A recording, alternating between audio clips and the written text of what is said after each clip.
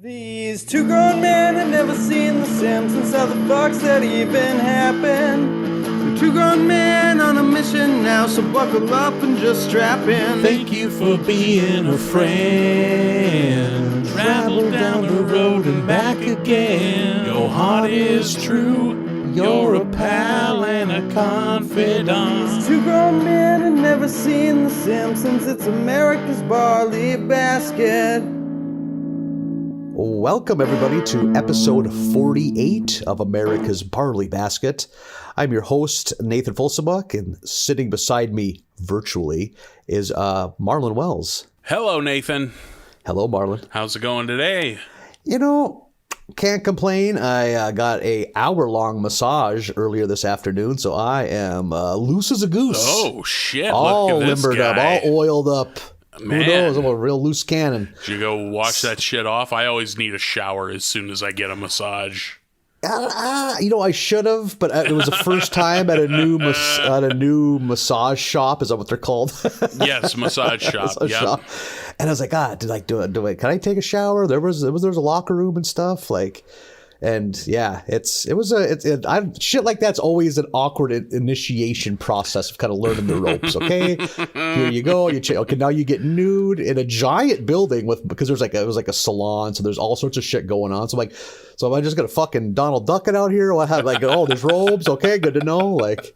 And they give you the option. You can go bare ass or you can wear your undies. And I was like, I usually just go bare ass, but then when I saw how the situation worked, sweet Jesus, am I glad I chose underpants.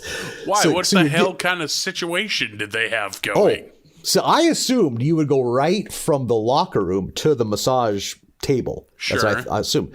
So I was like, yeah. But then I grabbed the biggest robe they have. Of course, it's not big enough. So I mean, it closes, and they're not getting the full frontal. But oh boy, it is. The slit up the middle goes pretty high up. And I was like, God, do I want to risk it? Because I'm a tight ass. I'm going to spend money on shit like that. I want to be as absolutely comfortable as possible. But like, you know what? Let's see how this goes. Let's keep the undies on.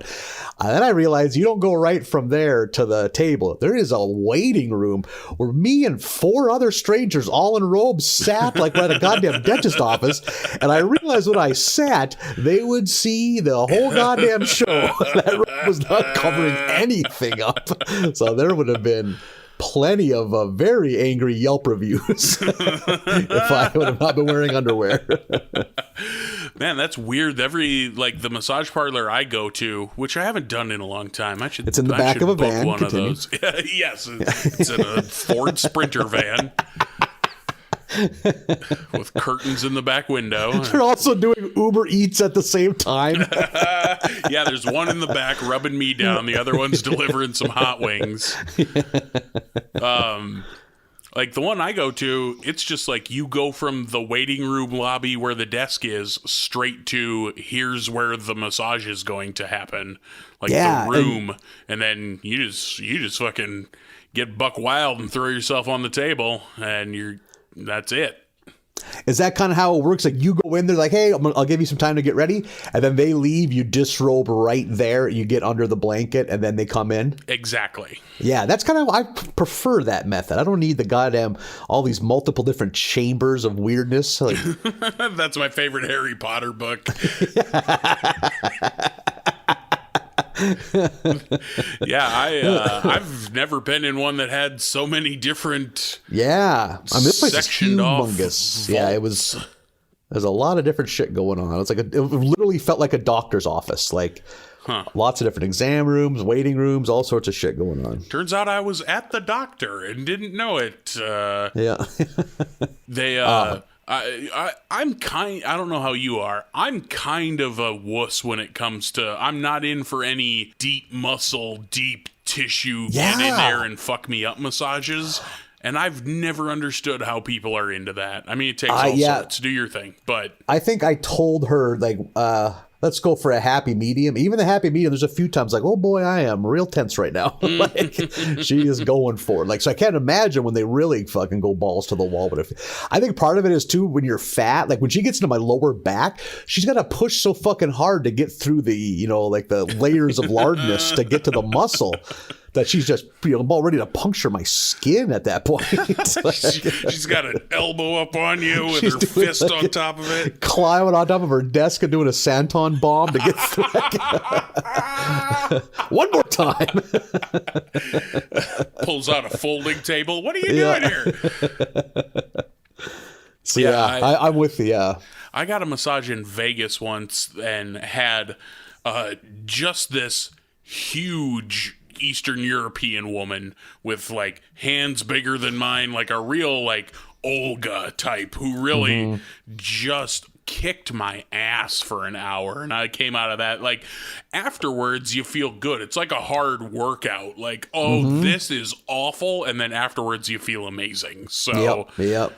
But God, that woman just made a man out of me that day. Just broke my everything.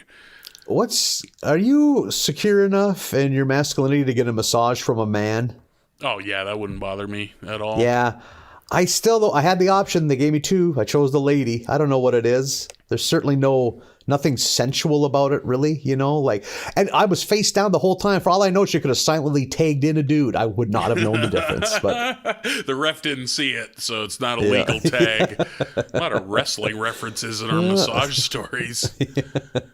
Yeah, it wouldn't bother me. I never specify. I always just ask for who's available, you know? Yeah. Like, whatever. Make the appointment, click do not care who's doing it. You already got to suffer through this. I don't care which gender you are. Yeah, I like to when they do the thing. So this time they did it. I was just down the whole time, face down. Sometimes they do the flip. So what they do is they kind of hold the blanket up so you can flip, and then they put it back down over you. Whereas I'm sure the normal person flipping over on a bed is a fluid motion. It just flip. Whereas when you're our size, it's like back in a semi in. It's like 8 different points. Okay, here we go. Oh, flip it over. Your body is folding in half like a fucking paperback book. Got a love handle trapped underneath. Oh, hang on. Let me get that. You're up on one elbow, breathing heavy. Just, hang on. She turns the hose on for a while to cool it off. A sea lion. Here you go, big fella. I know it's tough on land. she gets a bucket of fish, feeds you one. You're gonna be all right. You're just sweating. Yeah. Just pats your side. Good job. Here's some schmelt. This is degrading, but I do love this schmelt. I do love it. I do love a good schmelt. What can I say? Holy shit. Well, I'm glad you got some pampering. Yeah, a little self-care for old Hollywood Folsebuck. Yeah, like a real fancy boy. Yeah. It's been too long. I need to. It had for me too. Christ, better part of 2 years probably.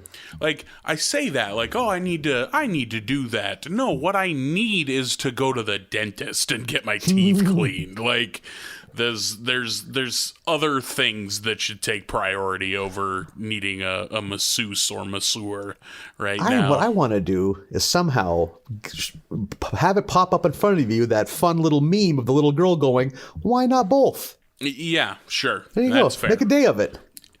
Yeah, go get my back and my teeth just tortured. See if you can find the same person. Yeah, see if there's a duplex somewhere. I lucked into it. I found a dentist office that like bullies me into getting my teeth cleaned on a regular basis, and that's what I need. Because if you give me the window to say no, I'll take it. But one of the many weird contradictions that is the existence of Nathan Folsom, but don't mind the dentist at all. Oh man, I legit fall asleep half the time. What the fuck? How? Man. And to be fair, I haven't had much in the way of like bad teeth experience. I'm 36. I've never had a cavity. That's fucking. See, I think part of it is I've spent so much time. I've pretty much had the worst things that can have happen to your teeth. I've had crowns. I've had root canals.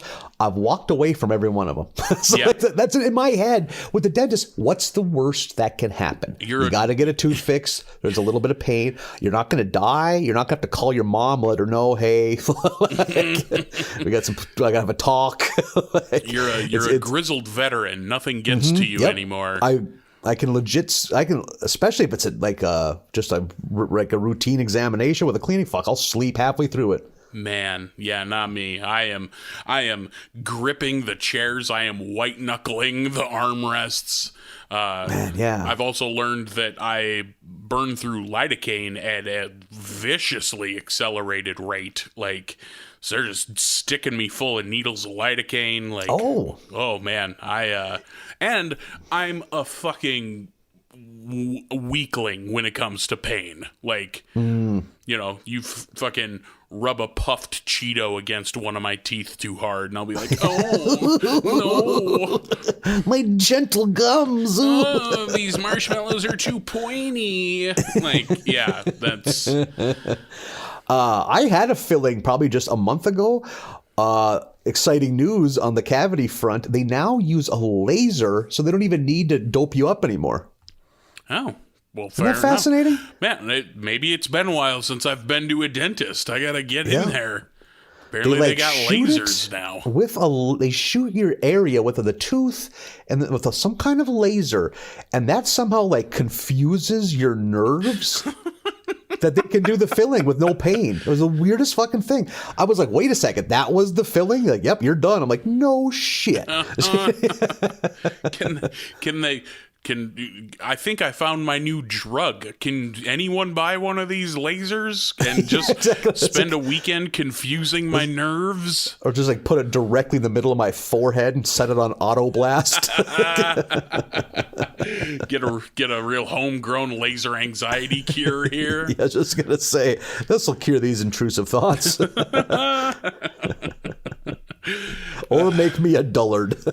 Yeah, one or the other. I hope it's not the second, just because they'd make for an inferior podcast product. Yeah. We can't have that. I'd be far too placid. We can't have that. Yeah, we can't have any detractors from this Simpsons podcast where we talk about massages for the first 12 minutes. We're gonna ride my mental illness to the top of the charts. Here we go. Tell your friends, American Barley Basket. Please do. We have a new batch of Simpsons. We are in season 11. Today we're doing episodes 11 through 15. A real, I'm going to say, mixed bag of Simpsons episodes. Some solid, some not. It's really all over the road this week. We'll start off with episode 11 called Faith Off. Homer is going to his university, homecoming / reunion. And it turns out that it's just a fundraiser to fleece people out of money. Partially because the, university barbershop quartet needs new cummerbunds, which I thought was a fun visual. Homer doesn't like that he got fleeced, literally, robbed. They just mob Homer in this place. So he's going to prank the dean by doing a super glue in a bucket and drop the bucket on the dean's head. But one of the fraternities had the exact same idea, and the bucket falls on Homer's head. Now we got Homer with his head stuck in a bucket. I did like that he has Bart drill him some eye holes, which is real touchy business. That's a delicate procedure to leave in Bart's hands. And I like the gag. Homer's sitting at the table with the bucket on his head, and Bart's drilling into it, and it's the sound, the metallic grinding sound of the drill going through the bucket, and then a real soft squish as the drill lurches forward, and Homer just goes, oh, too far, and that's the end of the scene. Smash cuts away, which I thought was a good gag. Homer driving with this bucket on his head with eye holes cut out turns out to not be a great idea, and they crash into just seemingly a ditch somewhere, and then they get out of the car and find themselves at Brother Faith's revival tent, which I always love scenes like this because they remind me of the James Brown church scene from Blues Brothers. Yeah, I was just going to say. It's always my favorite. The band! The preacher, Brother Faith, is going around faith-hailing people, and he picks up Bart and uses Bart, channels the power through Bart to cure Homer of his buckethead problem. I like that Lisa, this entire time, not into this at all. Nope, this is not a Lisa thing, that is for sure. Yep, he even comes like, I need a volunteer, how about you? And she's just like, no, just flatly. So now Bart thinks that he's a healer, that he has the devil get out of here healing power. He uses his newfound power to cure Ralph, who is having breathing problems. And rather than, like, place his hand gently on the forehead, Bart just palm strikes the shit out of poor Ralphie right in the nose. And coins fly out, and Ralphie goes, hey, my milk money, followed by milk gushing out of his nose. And my milk! God, I love Ralphie. We don't see enough Ralphie. Yeah. I liked just the idea of him, because he's not a child. He's like, he's not like a baby. He's like 8 or 9. Like, to be shoving that many coins up your nose. Oh boy, that's a red flag for the old parents out there. Yep. Yeah, that is more coins than a 10-year-old should be putting in his face, or an 8-year-old. Homer, in the meantime, is building a homecoming float because there's going to be a homecoming parade for the big Springfield University versus Springfield A&M football game. They show him in his yard putting flowers all over his float, and of course Ned pops his head over. Homer, you seem to pick all my flowers there, and did you have to salt the earth so nothing would ever grow again? Because of course Homer's an asshole. The kids find a house that's being fumigated and steal the exterminator's tent so that Bart has a tent to put on a revival. And there's a big old musical number because, of course, there is. Yep. And Bart's healing people, and he heals Milhouse. He just of his eyesight problems by just smacking his glasses off. And I like how Milhouse looks with no glasses. They draw him with just the dots, just black dots for eyes. I do just like pupils, that. Yep. I think that's a good look. And Milhouse is, well, the whole world's my oyster now, thanks, and walks out into the street and is immediately hit by a truck. Which he thought was a dog. Yeah. He just crouches down in the middle of the street like, here, doggy, doggy, and gets smoked by this truck. Yeah. So now Bart's faith is kind of rattled. He's like, shit, maybe I'm not a healer.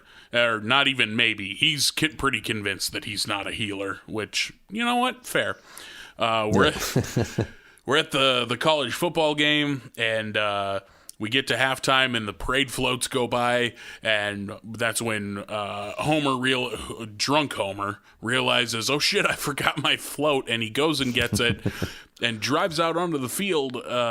This is after halftime when the players are warming up for the second half, and he hits the star kicker. I love that their star is the kicker. Is the place kicker. Anton Lubchenko. Yeah. Lubchenko. Yep. Anton Lubchenko. Who looks like he's 45 years old. When he said that, I thought he was like an alum. That was like here. So wait, he's a player? So he runs over his leg, and we get to the locker room, and Dr. Hibbert's just like, well, your playing days are over. That leg's barely holding on by a thread. And in the meantime, Fat Tony had bet a lot of money on SU to win this game, and he has an ice pick with a laser sight on it, which is a real funny visual. I got a kick out of it, yeah. And he keeps, like, Homer looks over at him. It's funny because, like, Tony's always menacing at him, like prodding, like I'm gonna stab you if you don't fix this. But then as the longer the gag goes on, Tony is like looking around doing other stuff, and then notices Homer's looking at him and then starts menacing him, which I thought was a funny gag of like, Tony's looking over here eating a hot dog, and then I gotta be fucking menacing. So Homer wants Bart to fix the kicker. Bart fucking, okay, I'll give it a shot. And they show him doing his healing. And the game is almost over. SU is down by 2 points. It would take a field goal to win the game. And Anton comes out of the locker room to kick the winning field goal. And he kicks it, and it clearly comes up short. But then the bottom half of his leg from the knee down came off during the kicking motion, and it hits the ball a second time to get it through the uprights, and they win the game. Anton sacrifices his leg to kick the winning field goal. All for a meaningless college rivalry game. And then the students like bum rush the field, and they get a hold of the leg, and Hibbert's just like, they'll have fun with it tonight. They'll drink beer out of it and whatnot, but it'll turn up tomorrow and I can reattach it. One thing I will go on record now, I think this is a pretty forgettable episode, but the one little thing that stuck out that I thought was a nice little add-on was they did a good job of doing the classic homespun Keith Jackson-esque college football announcer, like the one I have written down. Oh, Land O'Lakes, take that, ozone layer. It has to be Keith Jackson, I think was the name of the guy that they're kind of aping there, because he had a lot of his own little fun phrases, like very homespun. Yeah, they come back to that gag a lot, where by the end of the game he's like, I got fewer homegrown anecdotes left than old Aunt Nippy's got teeth, or so whatever he says. But he's doing a lot of that.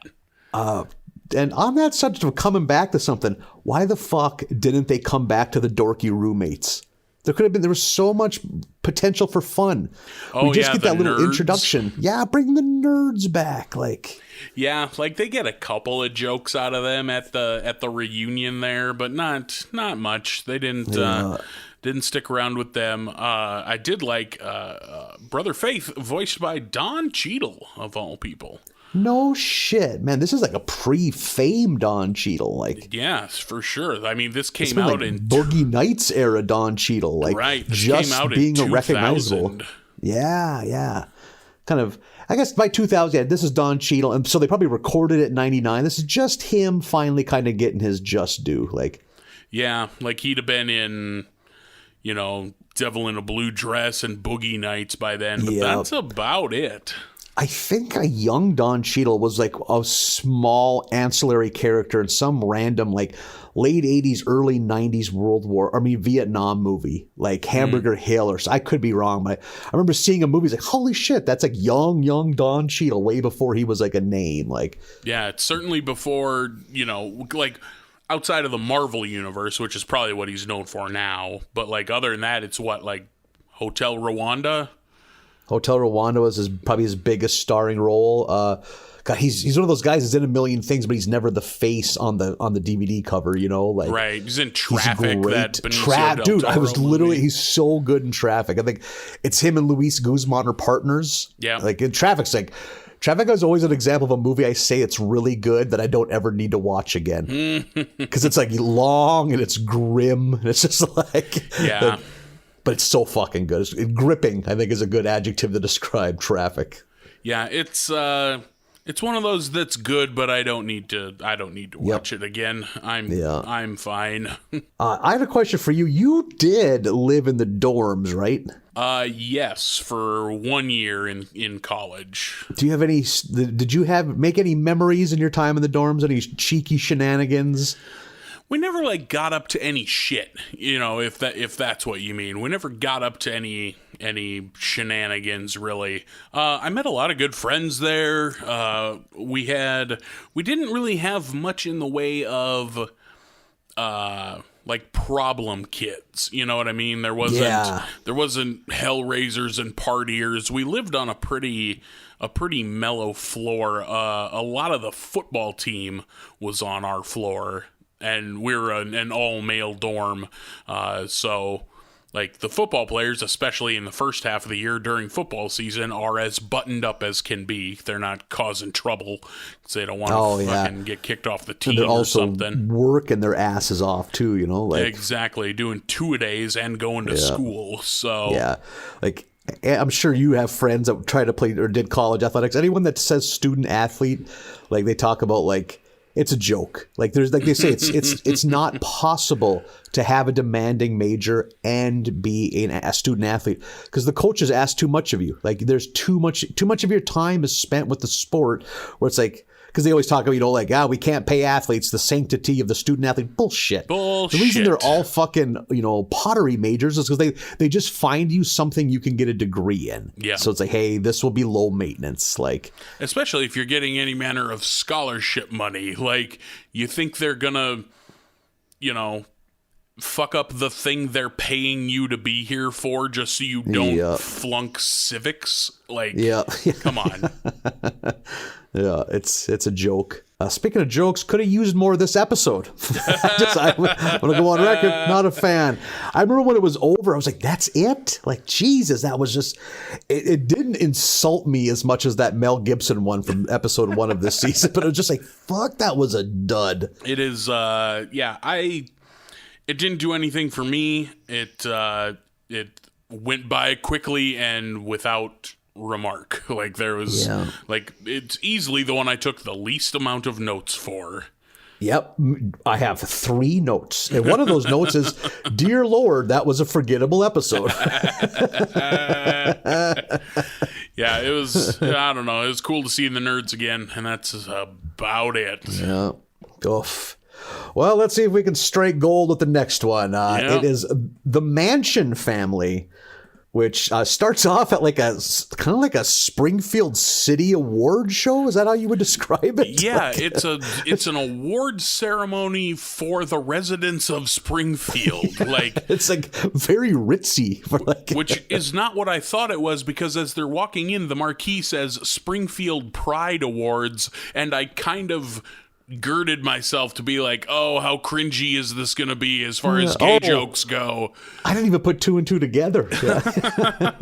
I was like, well, an award ceremony for it? What are we doing here? But no, it became pretty apparent pretty quickly that it's just them patting themselves on the back. Yeah. One thing I enjoyed is that Homer is holding a pennant on a stick that just says awards on it. Yep. God damn it. A buddy of mine, his father-in-law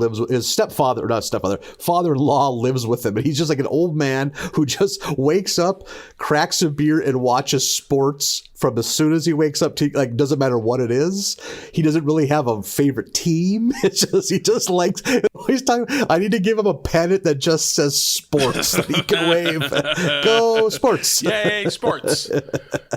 Ooh, what's this? It has horses in it. I'm intrigued. Hooray for recreational contests. Yeah. Holy shit. That just sounds like what a Martian would put on a Tinder profile. I was trying to pretend to be human. I enjoy outdoor recreational contests. Various feats of strength and agility. Here's me holding an aquatic animal on display. So the Simpsons are at the award show, and the one joke is that Homer can't win an award, or he never seems to be able to. And there's a gag where the oldest person in town is supposed to get some kind of almost like a lifetime achievement award, but they're not able to make it because they're old and they die. Yep, dies right on stage, Mr. Cornelius Chapman. Has that name ever been used before? No, or is that a brand new character? So. I think that's a brand new character, which is how you knew he wasn't going to make it. Yep, good point. Holy shit! When they play that newsreel of his life, like, oh, he built the town's first log cabin, and for a while he was our only basketball player, and it shows him passing the ball to no one, and the ball just rolls out of bounds. And then Oh, and when the crash of 1999 or 1929 happened, he helped people commit suicide. Like, holy that big shit. smile. Yeah. Oh, come on now. Oh, you're a big one. Here you go. Out you go. And it's this line of disheveled 1930s Depression era men throwing themselves out the window, and it cuts to Mo, who's like, "Oh, throw yourself out of a tall building. That's the way to do it." I love the recurring Mo suicide joke. Yeah, that's really been a thing this season. There's one coming up too that, holy shit. Oh my Might God. be the darkest one yet. And that was you read about that was a thing in the early 30s, was dudes just despondent and ashamed that they couldn't provide for their family, just fucking doing a goddamn, let's bring back Santon bombs, going right off the roof, going for a big spot for the Lord. Yeah. You see what I did there? Yeah, I did. We're lonesome. Miss my masseuse. Yeah. So since Cornelius has passed away, they have to figure out who the next oldest person in town is. So they kind of do a thing like, if you're above 80, stand. If you're above 90, stand. And am I misremembering? Was goddamn Burns standing for being over 100 years old? Yep. Yes, he was. What the fuck? How old is Mr. Burns supposed to be? I don't know canonically how old Mr. Burns is, but... So his own mortality kind of strikes him when he realizes he's now the oldest man in town. And they decide they got to take him straight to Rochester, Minnesota for the Mayo Clinic. Never been to the Mayo Clinic. I'm glad, because usually you're not there for fun. Yeah, that's a good thing that, keep that streak alive as long as possible. Yep.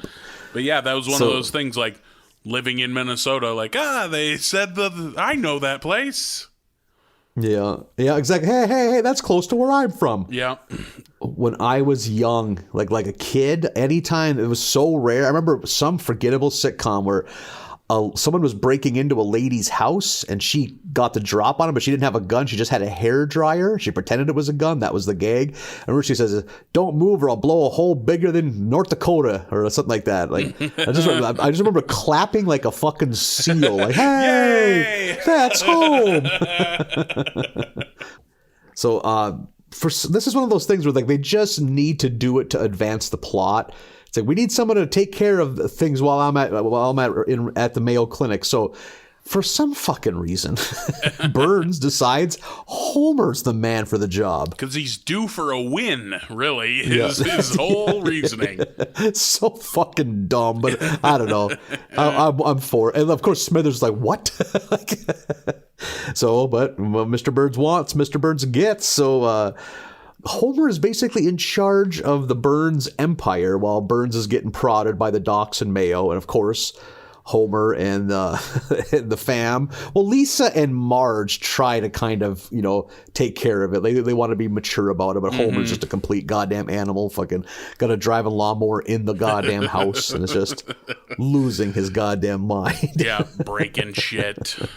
He gets into the brandy, like Jimmy's opened the liquor cabinet and then fills a brandy snifter all the way to the brim, but still insists on swirling it, and he's just flinging liquor all over the place. Yeah. You get all of the jokes that you expect from Homer. Yep. There was a nice flashback. There's like a scene where they're going through, I don't know which room in the house, but it has all those paintings on the wall. And you get to see the Marge, Mr. Burns painting from way back when. I noted that too. The naked painting of Mr. Burns is there. Yeah. And I thought that was a nice touch. And the bar is getting lowered, so I will take anything I think is kind of funny. And I thought like the auto dressing machine that just kicked the shit out of Homer was kind of funny. Yeah, that was amusing. I liked that. So all of Mr. Burns at Mayo is pretty great. where we find out he basically has every disease imaginable, but they're somehow, it's like they're all leaning against each other at the right angle that where none of them can topple. Exactly. So like they, I love the little diagram. It's the Three Stooges syndrome. Like, you have every disease, but they can't all fit through the door at the same time. So you're fine. Yeah.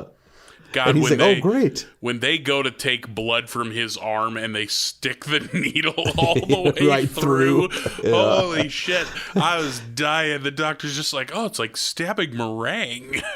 Holy fuck. And Burns is just nonplussed. He's just holding his arm out. Just like, okay, that's how it goes, Yep. you know. Like, oh, try this arm. I think I saw some blood in there. Yeah. And of course, Burns takes this as I'm the picture of health. Like, oh, no, you misunderstand. You are the opposite. But he just won't hear it. He's just like, oh, yep, I'm fine, and takes off. So it kind of comes to a point where Homer realizes that, like, it's coming to an end. So he decides that, I think it's a big party he kind of wants to throw just to show off a little more, show off the wealth. Yeah. And how does it work? Oh, it's because of like liquor laws. He wants to buy all the booze at Moe's, but Moe's like, hey, it's a Sunday, can't sell you booze. Yeah. So a workaround is they got a yacht because living that yacht life that's Mr. Burns is all about. It's like, hey, international waters, baby, no rules, which I thought this episode, again, was kind of low on laughs, but I did like some of the visuals of what was going on in international waters. Yeah. It's like bullfighting and all sorts of ridiculous shit. Yeah, international waters looks like a fun time. Yeah. I liked the Coast Guard being like, we can't hear you. Come just like 300 feet closer. Like, they're the worst. Yeah. So what ends up happening, though, is that, they're enjoying themselves in international waters, but they run into the goddamn, I don't know what, if they say what country they're from, but there's some pirates off the coast of Springfield. Yep. Has whatever you need. I think they're from China. I think they're Chinese pirates. Yep.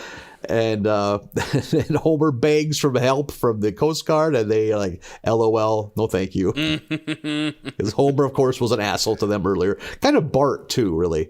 Yeah, we get some, before the pirates show up, we do get some sweet, sweet China Grove, which is a very, a very Homer fucking song to be super into. Yep. That's one of my favorite little aspects of Homer's personality is his love of like late 70s, like FM rock. Yeah, his classic rock tastes are pretty on point. You really get a lot of it in Homer Palooza, in that opening scene where he's driving the kids to school. Grand Funk and Supertramp and all that stuff. Yeah, it's all right in his wheelhouse. Yeah. So, one of my favorite gags. So again, the pirates have now taken over Burns's yacht, and everyone is put into like a giant net, and Homer also gets into that net, and they're just dropped off into the water. But it turns out they're buoyant. And like, oh my God, we're going to be saved. We're going to be saved. And Bart's like, what about the people at the bottom? Because it's only like the top half of the net is above water. Everyone else is dying. Yep. And Homer goes, they're the real heroes. And then goes, oh God, something's clawing at my leg. Oh wait, it stopped. Like, oh, shit. It's like, those are his friends. That's a dark joke for The Simpsons. Yeah, my God, yeah. I like that during that scene when they think they're going to drown in that net, Moe goes, oh God, I'm going to die and I've never had cantaloupe. And fucking Krusty's right there to go, you weren't missing anything. Honeydew's the money melon. Yeah. Fuck, I laughed at that. Because I fully agree with Krusty. Cantaloupe ain't shit. Honeydew is the money melon.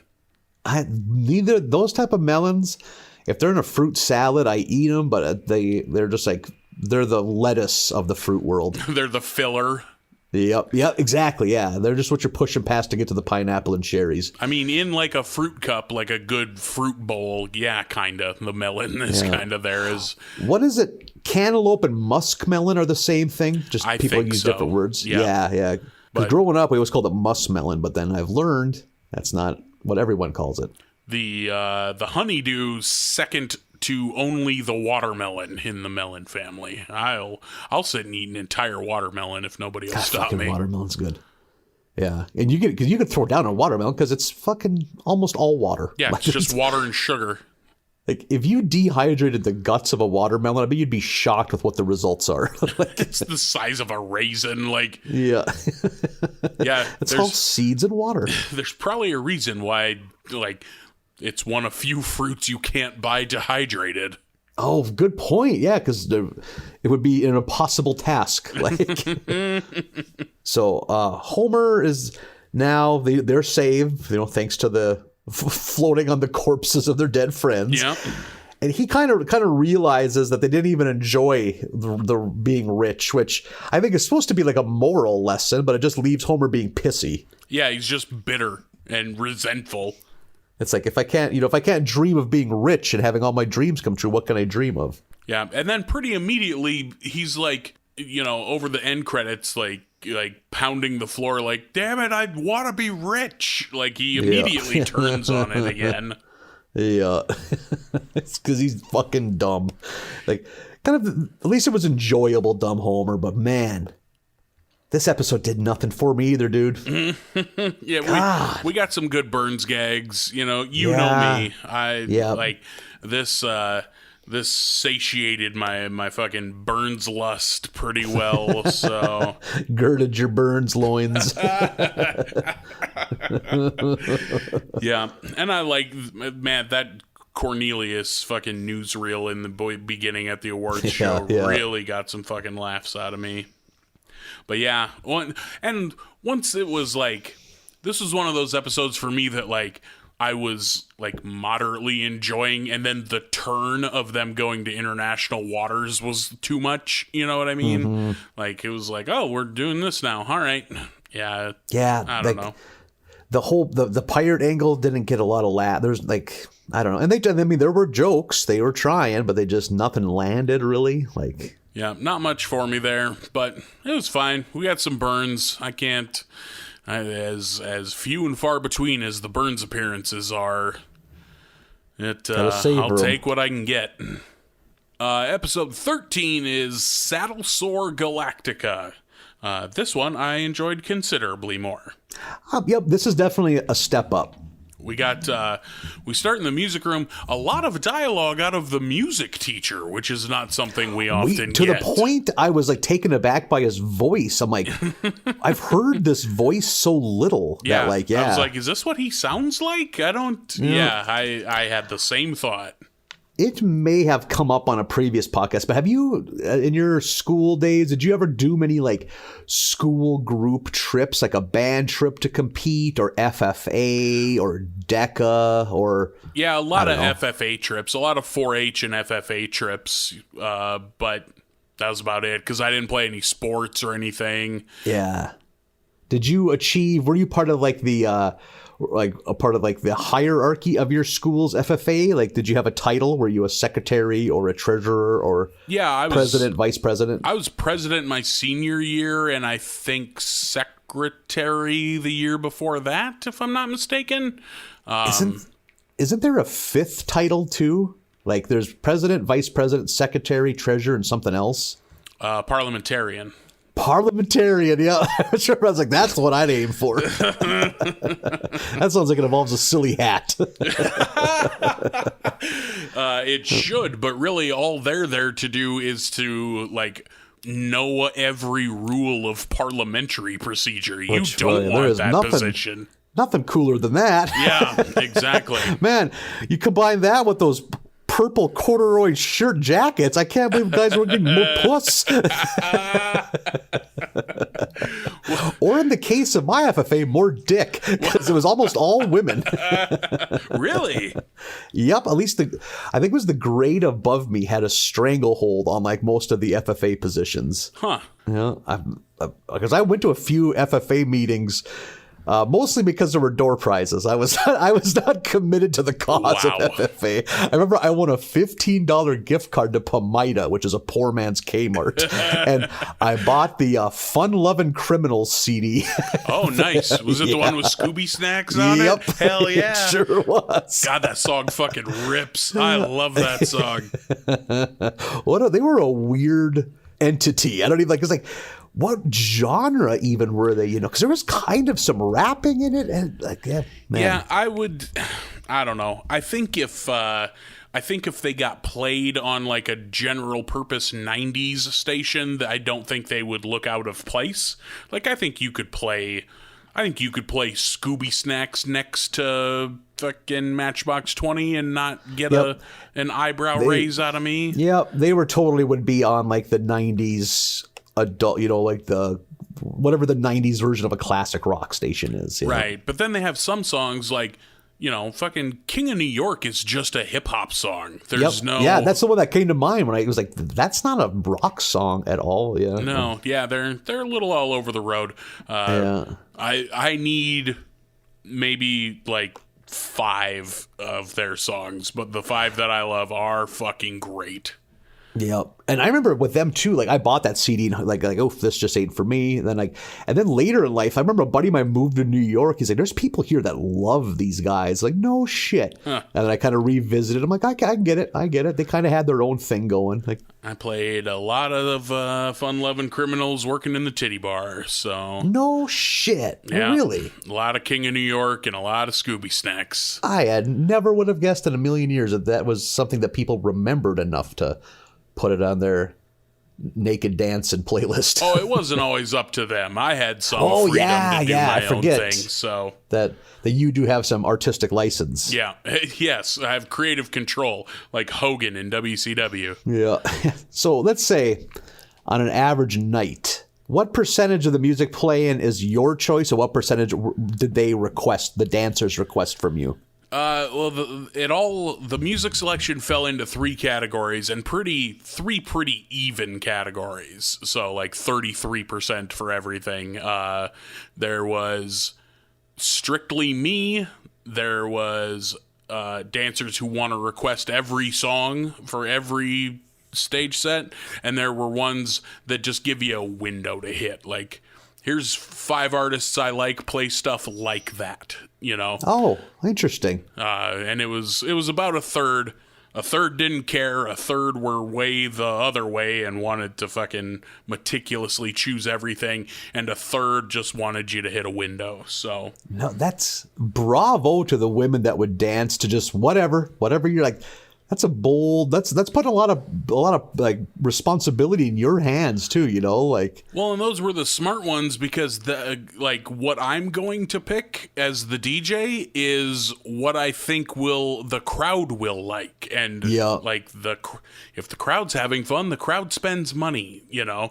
But then you have some who come up like, I want to hear fucking The Sound of Silence followed by Suicide is Painless, and it's Friday night at midnight and the joint is popping, and you're like, listen, you gotta pick something else.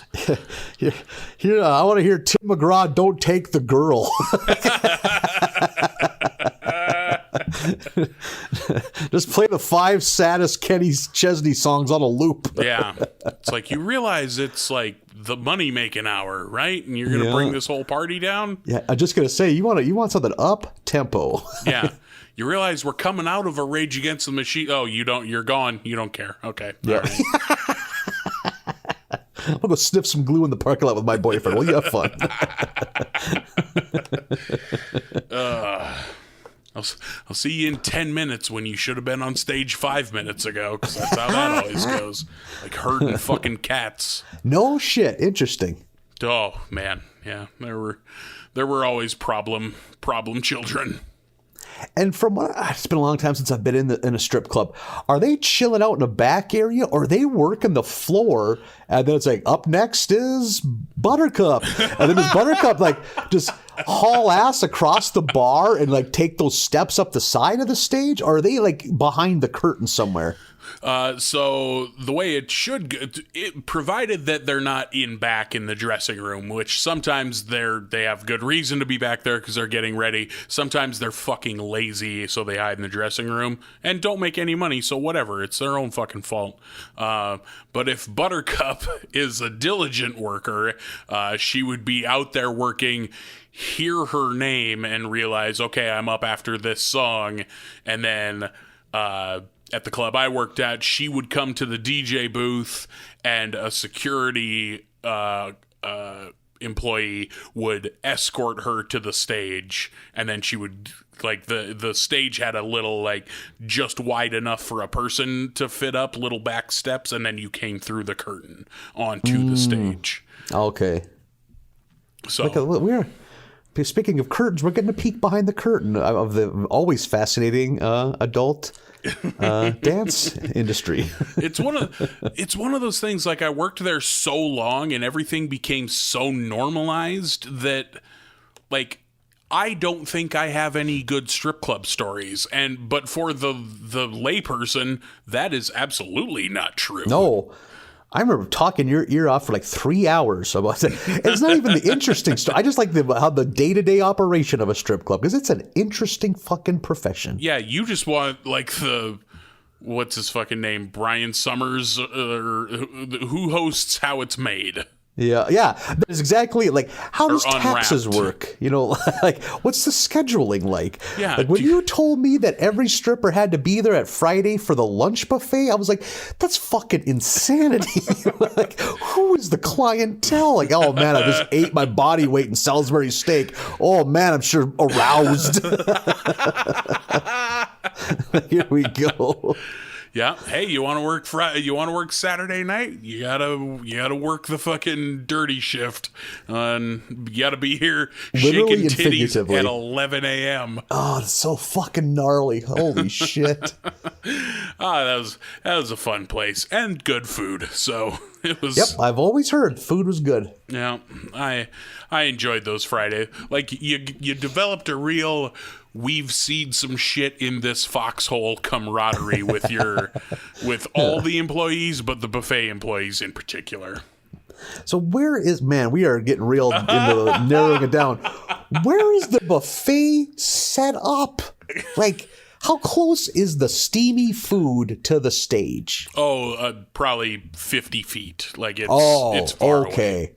So I'm just picturing a woman dancing, and they're 6 feet away as a man slopping macaroni salad, just an absurd amount of macaroni salad onto a plate, just casually talking to somebody about the fucking Vikings game, you know, like, okay, that makes more sense. I like to think that in your head, they just set up those hotel hot plates along Sniffer's Row. Like, yeah, or I'll just think the whole edge of the table or the dancing floor, yeah, like... Yep, just like we've done comedy in situations like that. Uh-huh. Yeah, we have. Comedy and stripping are weirdly parallel in a lot of ways. Absolutely. It's fun, and yeah, it can be lucrative at times. Oof, way more lucrative for the strippers than us, but just wildly degrading in many different ways. But you get paid, and so it beats digging ditches, baby. Yeah. Kind of.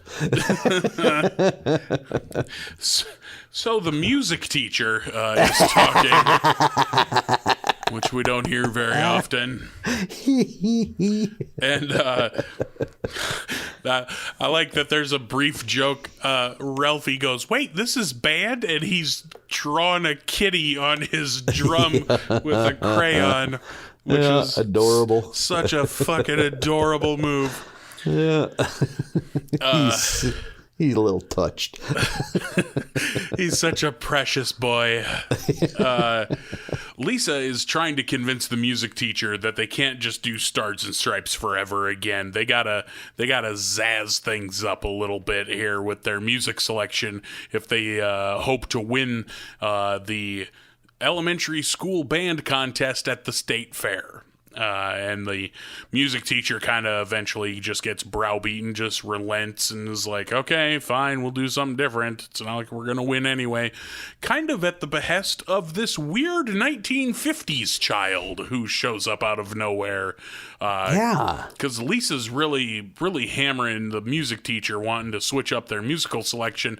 And yeah, just out of nowhere, this child with a fedora is just like, the broad is right. It's like, whoa, first off, all right, coming in hot with this broad talk, and then he's just, that's it. we don't come back to him at all. So that's the weird. Yeah, I was wondering, did I fucking doze off? But no, he's just gone. Like, yeah, just this weird Rat Pack, fucking Sinatra 8-year-old. All right. Yeah, so fucking weird. It felt like they just wanted to say broad and didn't know how else to do it. Yeah. So we're at the state fair. Homer stealing some valor and claiming to be a Vietnam veteran to avoid paying the 50-cent admission fee to the state fair. It's such a piece of shit. Which is like no state fair admission fee I've ever seen, but all right.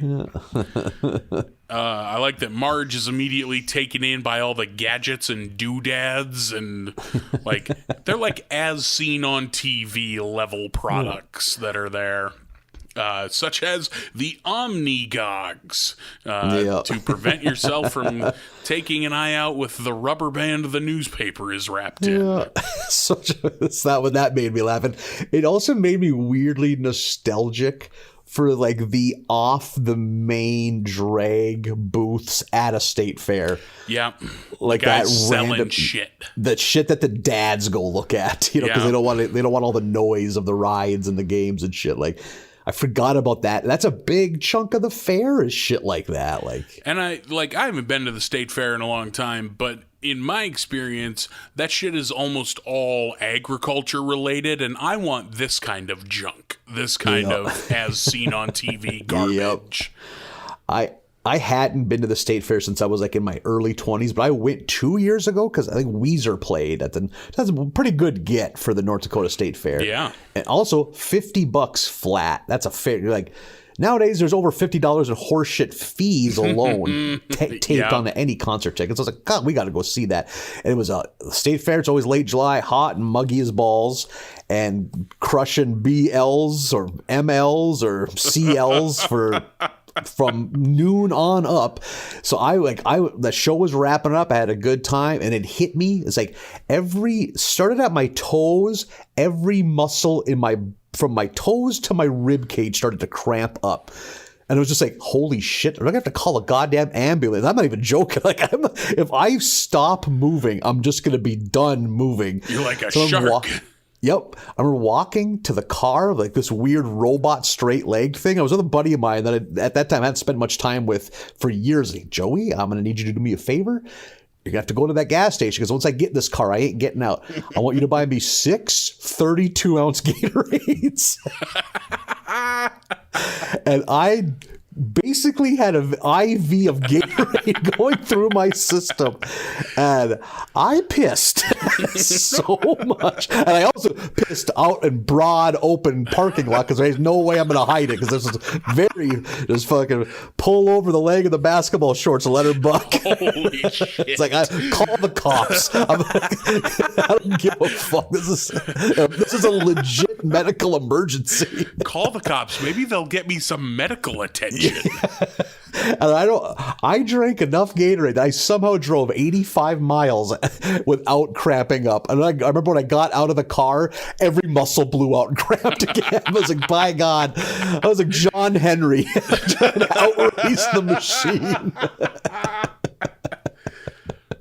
Oh, Christ. Almost got there. Yeah, buddy, you got to mix some waters in there every so often. Oof. You gotta man. hydrate. You can't fucking drink water when your fist pumping to say it ain't so. Is that do you have a favorite Weezer tune? If you had to, gun to the head, pick one, and is it Say It Ain't So?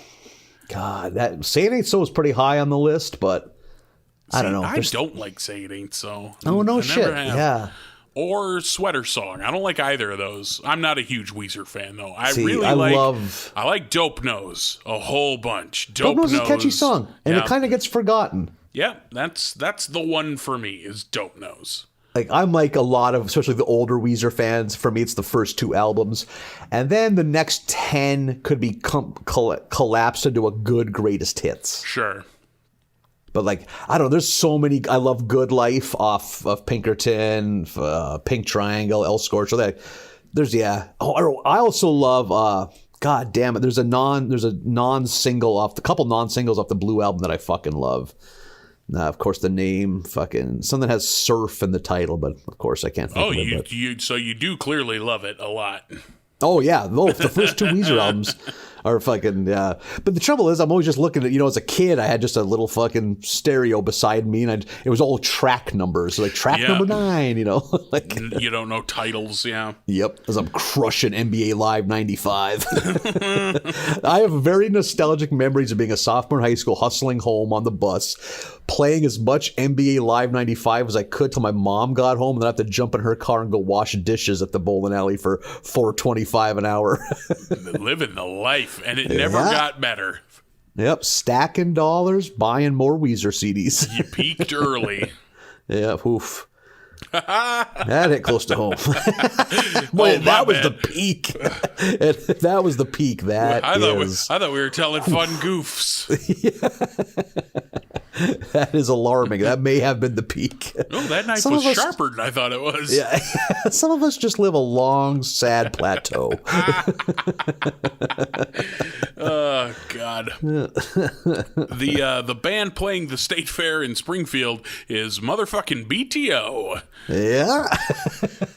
Of course, another good time classic rock band that Homer would totally be into. In Homer's wheelhouse. Yeah. Yeah. I love the gag of like, by taking care of business, no new stuff.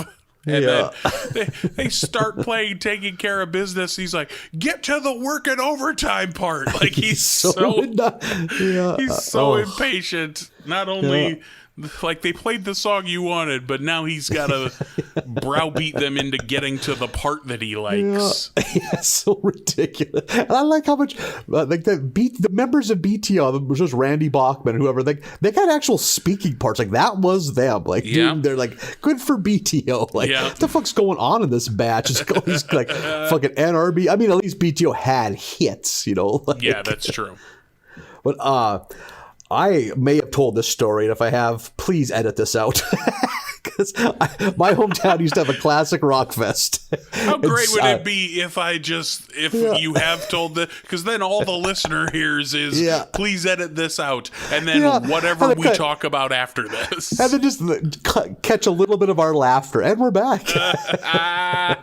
But there used to be a classic rock festival in my hometown, and one of the years they got real big for their britches. It had a side stage with like lesser, which they were still national level bands, but I saw Seven Mary 3 play the side stage. And if you remember, they had one bigger hit called Cumbersome. I was about to say, did they open and close with Cumbersome? Nope. They were saving it because as the show, it was in a tent. It was like the side stage, and I was right up front. And there was this dude, like this slack-jawed, chubby, just not into it at all. And every time there was a break between songs, he would just beller out, "Cumbersome," and then they just ignore him and keep. And literally, like a goddamn clock, you could just okay, 10 seconds of silence, "Cumbersome," and of course they just kept trudging along, played their kind of half-ass hits. Probably 8 songs into a 10-song show, he again screams out "Cumbersome." The lead fucking singer looks down at him. He's 7 feet away from him. He's like, "Hey man, it's our biggest hit. We're gonna fucking play it." And then he fucking plays another song, and then they end the show with fucking "Cumbersome." They kick into it. The fucking crowd, that's the biggest pop they get, so everyone's into it. The guy listens to about 30 seconds of it and walks out of the tent. I was about to say this would be funniest if he left when they played it. Me and my friends were just dying. Like, what the fuck is going on right now? Is he like from the record label just making sure? Like, you had to go call a payphone? Yes, this is Francis. I checked up on Seven Mary 3. They have indeed played Cumbersome. He's their tour manager, wants to make sure they're going to play it. He went back to the bus. Weird. He looked like a horse that was trying to sleep on its feet. He was so just kind of slowly rocking back and forth, like not even really to the music. It was every part of it was fucking weird. Like, Jesus, what is your story, man? I had a dude at I did a fucking comedy show. Well, fucking big air quotes there. I told some jokes at a heavy metal show at a dive bar here in town several years ago, because that's always a good idea. Yep. Fucking the amount of times it's been like, yeah, we'll do music and comedy together is always awful. Always horseshit. Oh boy. Yep.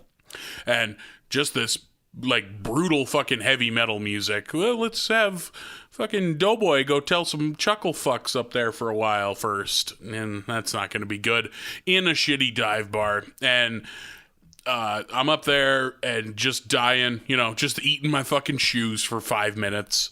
And there was a fucking drunk guy who I don't think was even there for the show. I think he was one of those dive bar guys that just gets to the bar at 8 a.m. every day, no matter what's going on.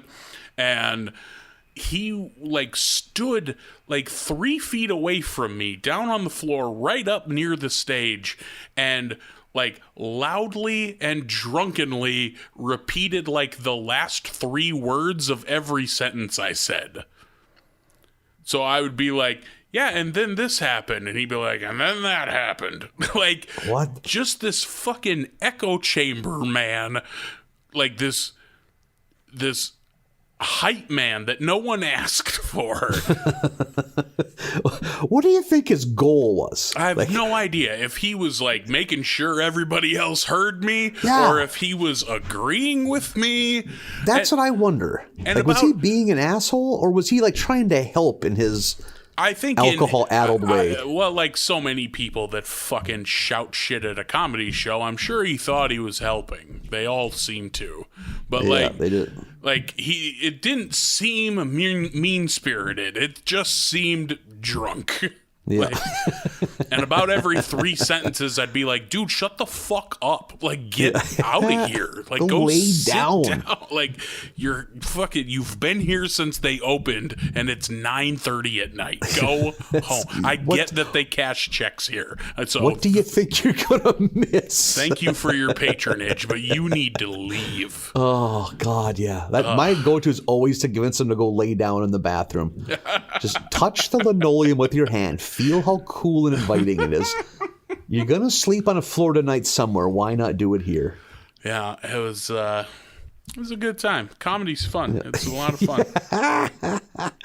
Oh, God, combining with music always is the worst. It's never a good idea. And they always think it is, and it never is. Never, ever. Because comedy fans aren't going to come to see music, but music fans will come and don't want to see comedy. Yeah. So. Oh, yeah. I'm just thinking about that. Oh, boy. Never. I had one time it wasn't bad, and that felt like such a victory. It's that wasn't the worst night of my life. Damned. Yeah. It was just they ignored me. It's okay, I can handle that. Oh, not drinking anything under the kitchen sink tonight. We're living large. Maybe I'll see what that linoleum's all about. So we get to the elementary school band part of the state fair, and the band plays "Living in America," not a song that I'm into, but recognizable anyway. I was like, they're doing "Living in America." So apparently Lisa got through to her music teacher that we shouldn't just do "Stars and Stripes" forever. And the next band up, Springfield clearly out front, they fucking won this thing. Ogdenville is the next and last band up, and they do Stars and Stripes Forever. And then they all wave red, white, and blue glow sticks afterwards and win. Yeah, I did like that we got the comptroller getting some airtime again. I think it was the comptroller that announced the winner. Yeah, and even says this is what comptrolling's all about. And that is such a Simpson-esque joke. Yeah, absolutely. Ogdenville wins, even though, according to Lisa, the use of visual aids is against the rules. So she thinks this is a dirty victory that she will not accept. and she like confronts an Ogdenville kid about it, and she's all sour about this. They're indignant. Yeah, their use of glow sticks to help win the contest.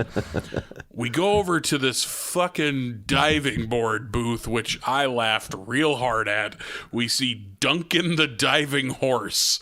A fucking water tank, and then a diving board way high above it, and this fucking sleazeball, ringmaster guy being, step right up, he loves it, we're going to see the diving horse, and he hits a button which makes the diving board slant and keep slanting, and the horse is trying to stay on it. Yeah, he's frantically pushing back, trying not to fall off of this fucking thing, until eventually he can't fight it anymore, and the diving board just like drops down out from under him, and the horse just falls into the tank.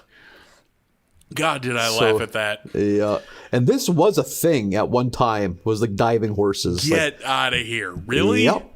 Yeah, I saw a drama, like a period piece drama about a woman who did the carnival, but she rode the horse. Like she was on the horse and would jump off a high ledge. Well, that's terrifying. Yep. The horses, not a fan. Horses don't like being on high ledges. No.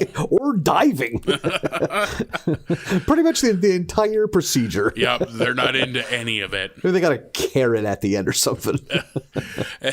And they show Duncan, like the horse, with his front feet over the edge of the tank, just looking exhausted.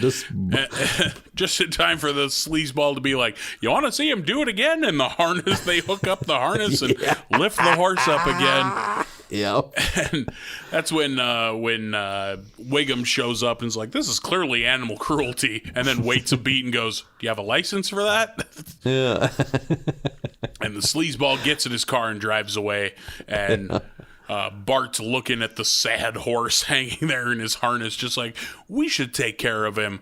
And I loved this gag. The comic book guy jumps in and is just like, the Simpsons have already owned a horse in an earlier season, and they couldn't afford it, and it led to Homer working at the Quickie Mart, and it was hilarious. Like, I love comic book guy jumping in to be like, we've done one of these already. Yep, such a good, I like when they point out their own bullshit. Like, honestly, if they just use him for that from here on out, I would be completely fine with it. Why we should have had him pop up in the in episode 11. Why the fuck is Homer having a reunion? Like the kids were the age they were now when he was in college. Those kids should be teenagers now if he's going to college reunions. And the nerds didn't age. Yep. None of it makes sense. Nothing adds up here. So they own this horse, and they're trying to decide what to do with it. They decide they're going to make him a racehorse, and he loses his first race. And then we cut back to Lisa, who is still bent out of shape about this band contest, and writes a letter and then tries to call President Bill Clinton because she thinks he'll understand as a fellow sax player just how much of a bullshit this is. They decide, in order to get Duncan the horse to win races, they're going to give him some ratitude, and they basically turn the horse into Dennis Rodman. Yeah. Oh, very good catch. It's exactly, I was trying to think, what are they going for here? But it's exactly a weird, flamboyant, like, that's the kind of fucking hat Dennis Rodman wore. Like, it was Dennis Rodman through and through. Like, that's what landed it for me, because I immediately was like, okay, he's got a tattoo and a nose ring, but like rainbow hair and this big floppy hat, and it was the big floppy hat. I was like, oh, it's Dennis Rodman. Yep, good catch. Yeah. So they turn him into Dennis Rodman, and now he starts winning races because he's got attitude and also races like an asshole. Like, he knocks other horses around on the track. Yeah. There's Marge is at the horse races, and she spits out all this like horse race lingo that I don't understand, but she's holding a bunch of tickets. She's clearly gambling a bunch, and Lisa is, again, such a good joke. Lisa goes, I think you might have a gambling problem. And comic book guy is immediately there on cue, steps into frame, is just like, I'm watching you because we've done Marge has a gambling problem already. Yeah, which it took me a second to pick up on that, because I had forgotten that episode. But yeah, we absolutely have, where she gets addicted to them sweet, sweet slots. Yeah, like we could do that comic book guy gag as many times as we want. I think it's great. Yeah, I do like the idea of him kind of being the in-house editor. Yeah. After winning a race, Homer is kind of abducted by the jockeys real quick, and it turns out the jockeys live underground and are elves. Yep. Which was, okay, all right. That was a weird left turn. But they want Duncan, who's been rebranded to Furious D. They want Duncan to lose the big race. And so they... Homer talks to Bart about we should lose, and Bart's like, well, you told me winning was everything, and Homer immediately changes his mind. Like, yeah, no, you should win. Yeah. Fuck those jockeys, I guess. Yeah. So the race starts, and a couple of the jockeys team up, and they're slapping Bart and Duncan with their riding crops, and Duncan gets the crop in his mouth and just whips the shit out of both of them, and we get the announcer, who has been fantastic this whole time, the horse racing PA announcer, who says, "Oh man, and now the tables have turned. A horse is now beating a jockey, and might this be the start of a terrifying planet of the horses? I think yes." And he runs off, and you hear his car start, and he peels away. I laughed real hard at might this be the start of a planet of the horses. And also, this has probably come up when the jockeys try to get revenge and they're able to beat down the jockeys, how the answer is to throw them away like they're trash. Yeah, they go chasing after those two, and they get the upper hand. I think Marge sprays them with a fire hose, and then, get me a trash bag. And he just ties them up in a big black trash bag and leaves them by the curb. Christ, that cracked me up. It's just like a writhing bag full of let us out. full of jockeys. God, that was funny.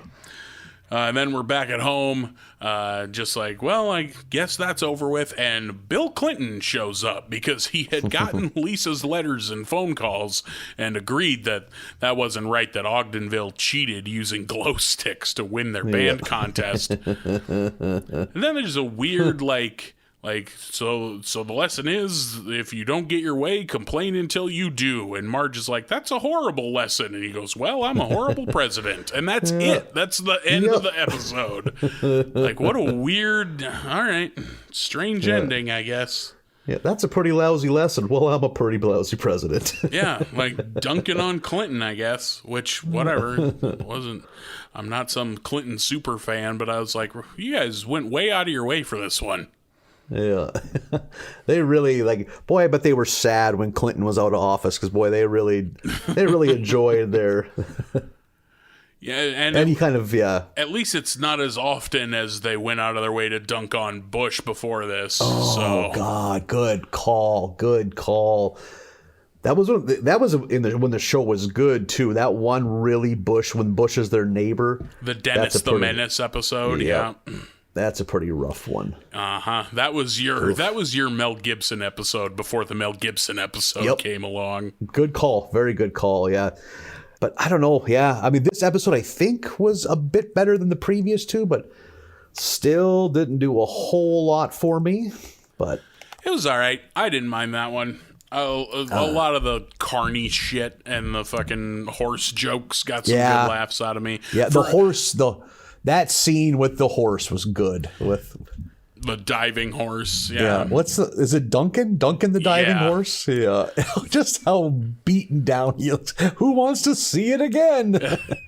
For me, much like when they took that one episode out to international waters, the the jockeys are all Keebler elves Yep, that's lost where me. Like I barely held on through that turn. Mm-hmm. Yep, I'm with you. But let's see what our next episode brings us. It's episode 14. This is a big one. Yeah. Alone Again, Naturally, which here we must are. be a play on the song Alone Again Naturally by Gilbert O'Sullivan. It was like a 70s one-hit wonder guy. I think that's what his name was, Gilbert O'Sullivan. Beats me. I didn't know it was a reference. So starts off, the Simpsons are enjoying a bird sanctuary, which I'm sure there was a joke made how they're able to con Homer into doing this, because this does not seem like it'd be something he would set out to do. Doesn't seem like a Homer activity, no. I did like that he's like, what if I have to do my business? She's like, use this plastic bag. And he goes, like, what, a bear can crap in the woods and I can't? And then we see a bear throwing away a bag full of shit in a trash can, which I thought was pretty funny. You can shit yourself inside out in like those kind of parks.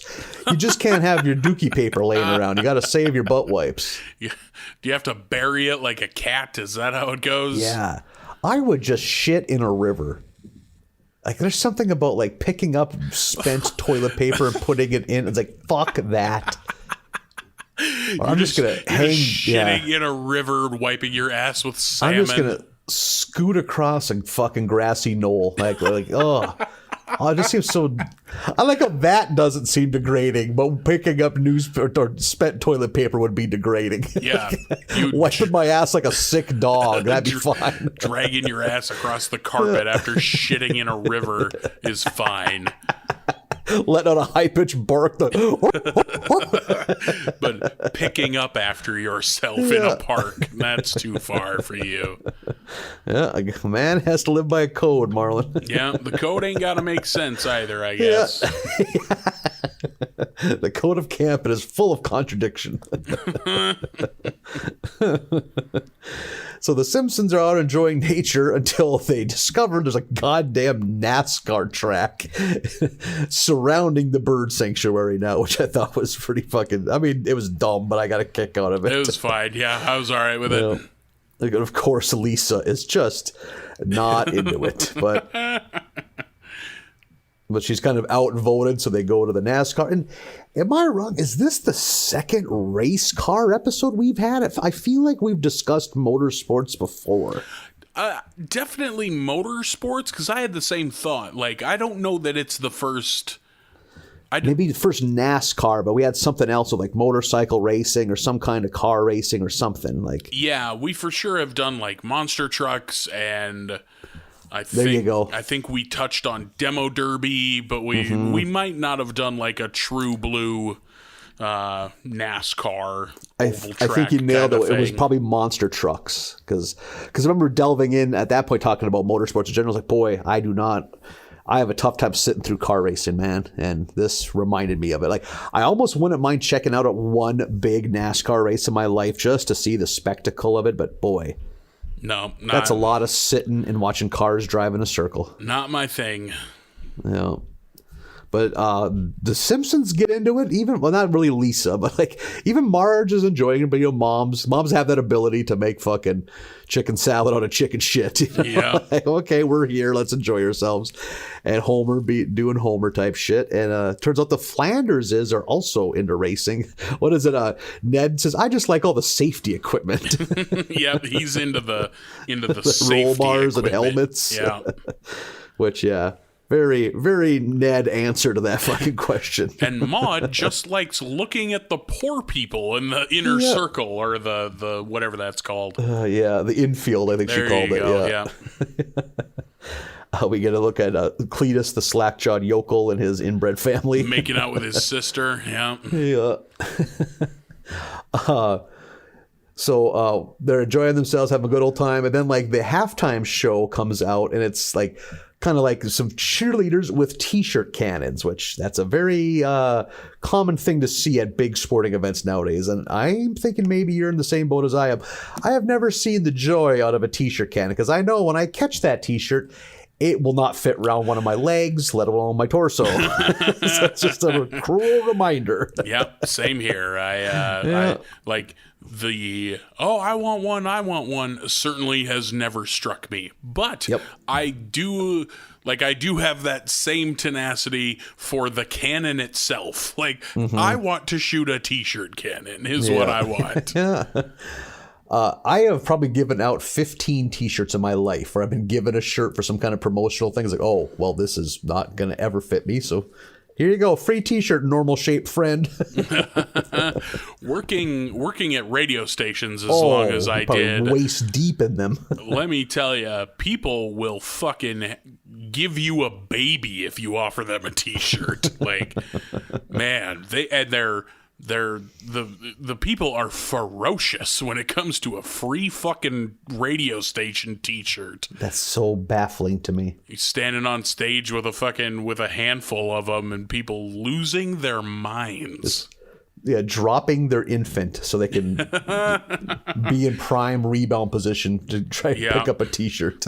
You're standing on stage, which is only about 3 inches high at some fucking West Fargo half-assed biker Applebee's about to introduce Buck Cherry, and they're just, I'll suck your dick for one of them t-shirts. It's like, whoa, sir, pardon me.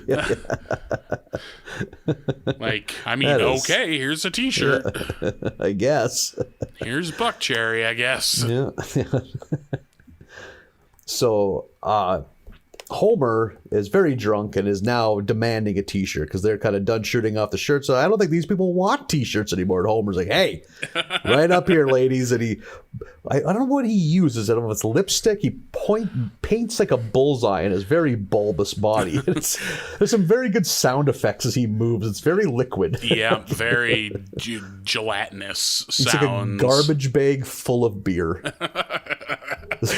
So he's want those t-shirts. They fire them all in unison, like it was like a strategic airstrike of t-shirts. And at the exact same time, Homer sees something. He leans over to pick it up, and like 10 t-shirts hit Maude at once, sending her off the edge of the goddamn bleachers, and she falls to her death. Mm-hmm. And it was remarkable how quick it happened. Like, oh shit, she's done. There's no last words. There's nothing. Like, yeah, she just falls off the fucking grandstands, and Hibbert's down there like, oh, she's dead. Yeah, well, it was pretty wild. Yeah, and Robbie, like the grandstands at the county fairgrounds where I grew up, were I used to always think that's like an adult could tip over the edge of this so fucking easy. Like it's like a 3-foot high fence. It's like, what? Yeah. How are there not more accidents like that? Yeah, let's get some taller fences around these grandstands. Yeah. And at that point, again, it almost just cuts right to the funeral. We get a look at a few different tombstones. One of them, Dr. Marvin Monroe, is dead. Yeah, I saw that too. We just talked about that last week. Yeah. When? Like, did it happen in episode? I sure don't fucking remember it. No, I don't remember it either. Yeah. So I thought that, and there was like a good gag. There was like that woman's name, and then parentheses, Grandpa's girlfriend. I think that's what it said. Yeah, it was from that episode, if you remember that one. Lauren Bacall did the voice. Yeah, I think. And then Bleeding Gums Murphy obviously was there, but yeah. So there's a couple good gags there. But then, yeah, the funeral. I mean, there was gags, but it was fucking, it was depressing. And then I did like at the funeral because of it was an accident at the speedway that they showed up. They gave a 21 gun t-shirt gun salute. Yeah. And those t-shirts that said letter R.I.P. like letter rip fucking A, did I crack up at that. Yep, I got a good laugh at the 21 shirt salute for sure. Yeah. And then cut to the kind of the post funeral. I don't know what the name for that event is, where you sit around and eat finger foods and feel uncomfortable. It's whatever the opposite of party is. That's what that is. We get a great Maude trying to console Ned. Holy shit. I thought if you would go first, and talking about how attractive she was, and Ned loses his cool and starts beating him pretty vigorously, and Mo is like, yeah, come on, do it, send me to heaven. Like, Jesus, that is so fucking dark. Like, I laughed so fucking hard. It is dark, but oh god, he's just getting his ass beat. Like, send me to Maude. Yeah, I'm coming, baby. I'm like, that's with that smile on his face. It's like, what? Yeah, no, it's like, that's what I don't get. The show does still have teeth. Like, it's like, why can't you be funny? Like, it's not like you're mailing it in if you're doing shit like this, you know? Like, yeah, holy Christ, yeah. I laughed real hard at send me to Maude. Yeah. Holy crap. So now it's, getting on the process of getting back to reality, and Ned is now a widower, and the Simpsons, Homer and Marge, realize they're really going to have to help. And Homer makes a decision that the best thing for Ned would be to get back out in the dating game. So he makes a video for Ned, a dating video, which is very inappropriate. And we get a nude scene of Ned. Which just in the that scene of Ned in the shower, where like it's got pixelated junk, mosaiced pixelated junk, and I don't know, Ned is swinging a fucking hog. Yeah, I don't know if the pixels are being generous, but homie is equipped. There is a yellow pixelation that goes down to like the knee, and I laughed real hard at that. Because I love the idea that Ned Flanders just swings this fucking hammer around. I laughed real hard. Yeah. And I like to, at that video store where all those videos for the dating thing were, there was a one night stand video pile, and it's fucking comic book guy just taking all of them. It's like, are you going to meet all those women? It's like the videos themselves are the only thing that are necessary. Yep. That's like, what a goddamn monster. Such a lonely man. God, the idea of the videotape dating service, which I think has come up before in like a Patty and Thelma episode. Yep, absolutely. Or Selma, not Thelma. But like, that's a baffling thing. This is the year 2000. By the year 2005, that seems like it was in the 1930s. That's how quick the internet changed some things, Like, yeah, the idea of like make a tape and then go to this place, give them the tape to put into their collection. Yeah, and then you watch other people's tapes and like check yes or no on them is so bonkers to me. Yeah, really weird. Really, really weird. And Ned puts his video, and Ned gets a few dates. None of them seem to go well. We get the unhinged woman that's talking to her dog too much. Oh my God, do we ever get Mrs. Krabappel, who's trying to cuck Principal Skinner, which I'm all about. Yeah, she's got Skinner on the phone with it left off the hook so he can hear them. Like, what? Because they're only engaged to be engaged, which I got a kick out of. Yeah.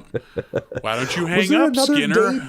Yeah, there was a third one, but I didn't write it down, but there is a... It was one where they were in a restaurant, that's all I remember. Oh, it's the like extremely buttoned up businessy woman.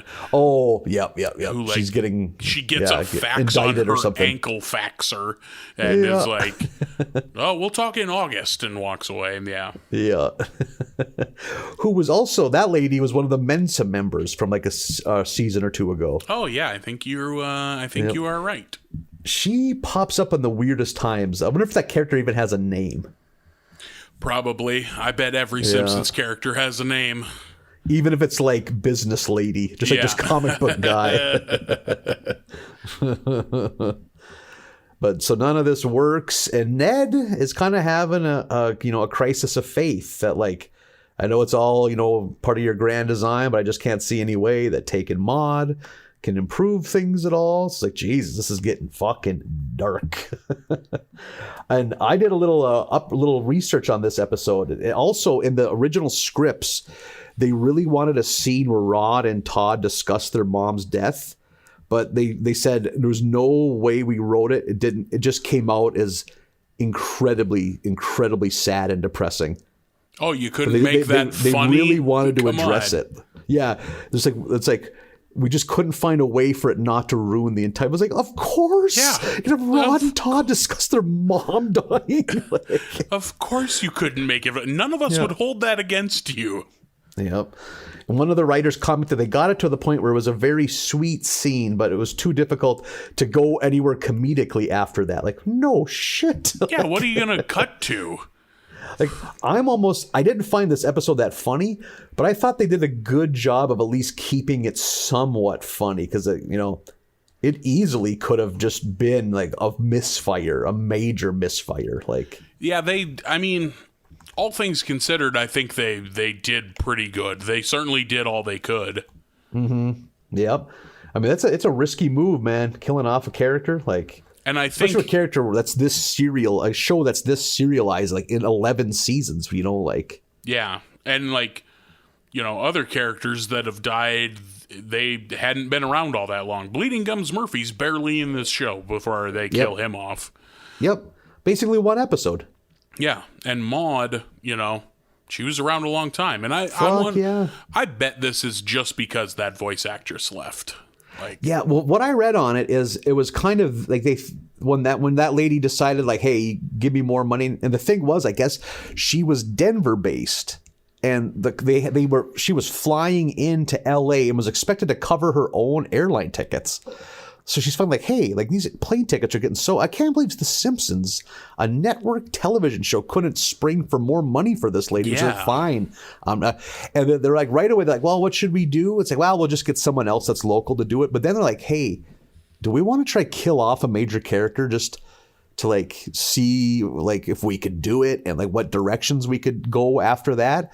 So that's when it was kind of like the ball started rolling pretty quickly. Like, holy shit, are we going to do this? Like, yeah, let's fucking do it.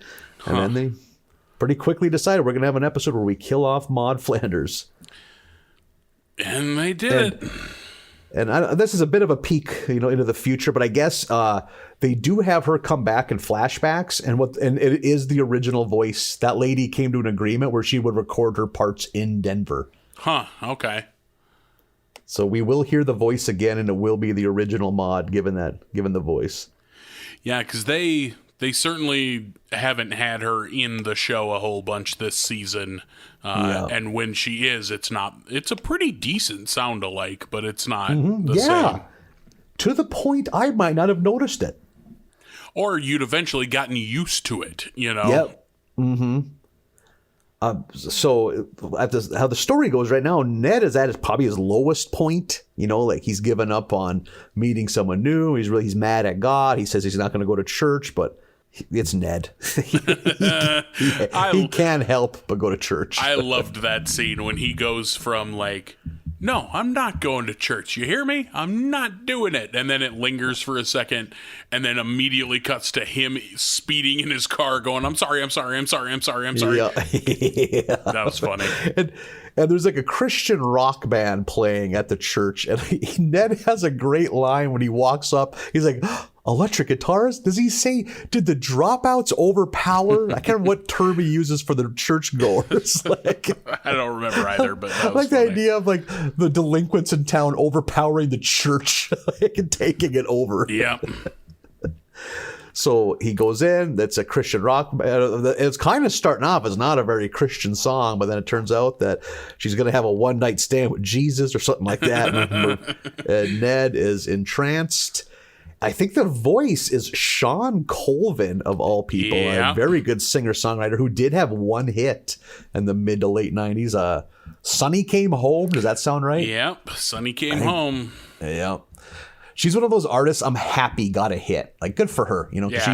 That's certainly not what she was setting out for. It's always like, just like we've discussed on this podcast, Fountains of Wayne. I'm glad they had Stacy's mom. We celebrate songwriters here, as we learned pretty recently with a lot of Paul Overstreet talk.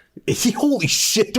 We are more of a songwriter fucking podcast than a Simpsons podcast. We are the least Simpsons podcast.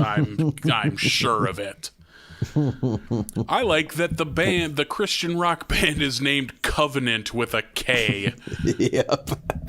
And holy shit, did I laugh when, like, I forget the exact lyric, but she says something along the lines of, I opened a dresser drawer and found a book, and it cuts to Lenny and Carl who are there in church, and Lenny goes, she's talking about the Bible, and Carl goes, so what, she's good looking, shut up.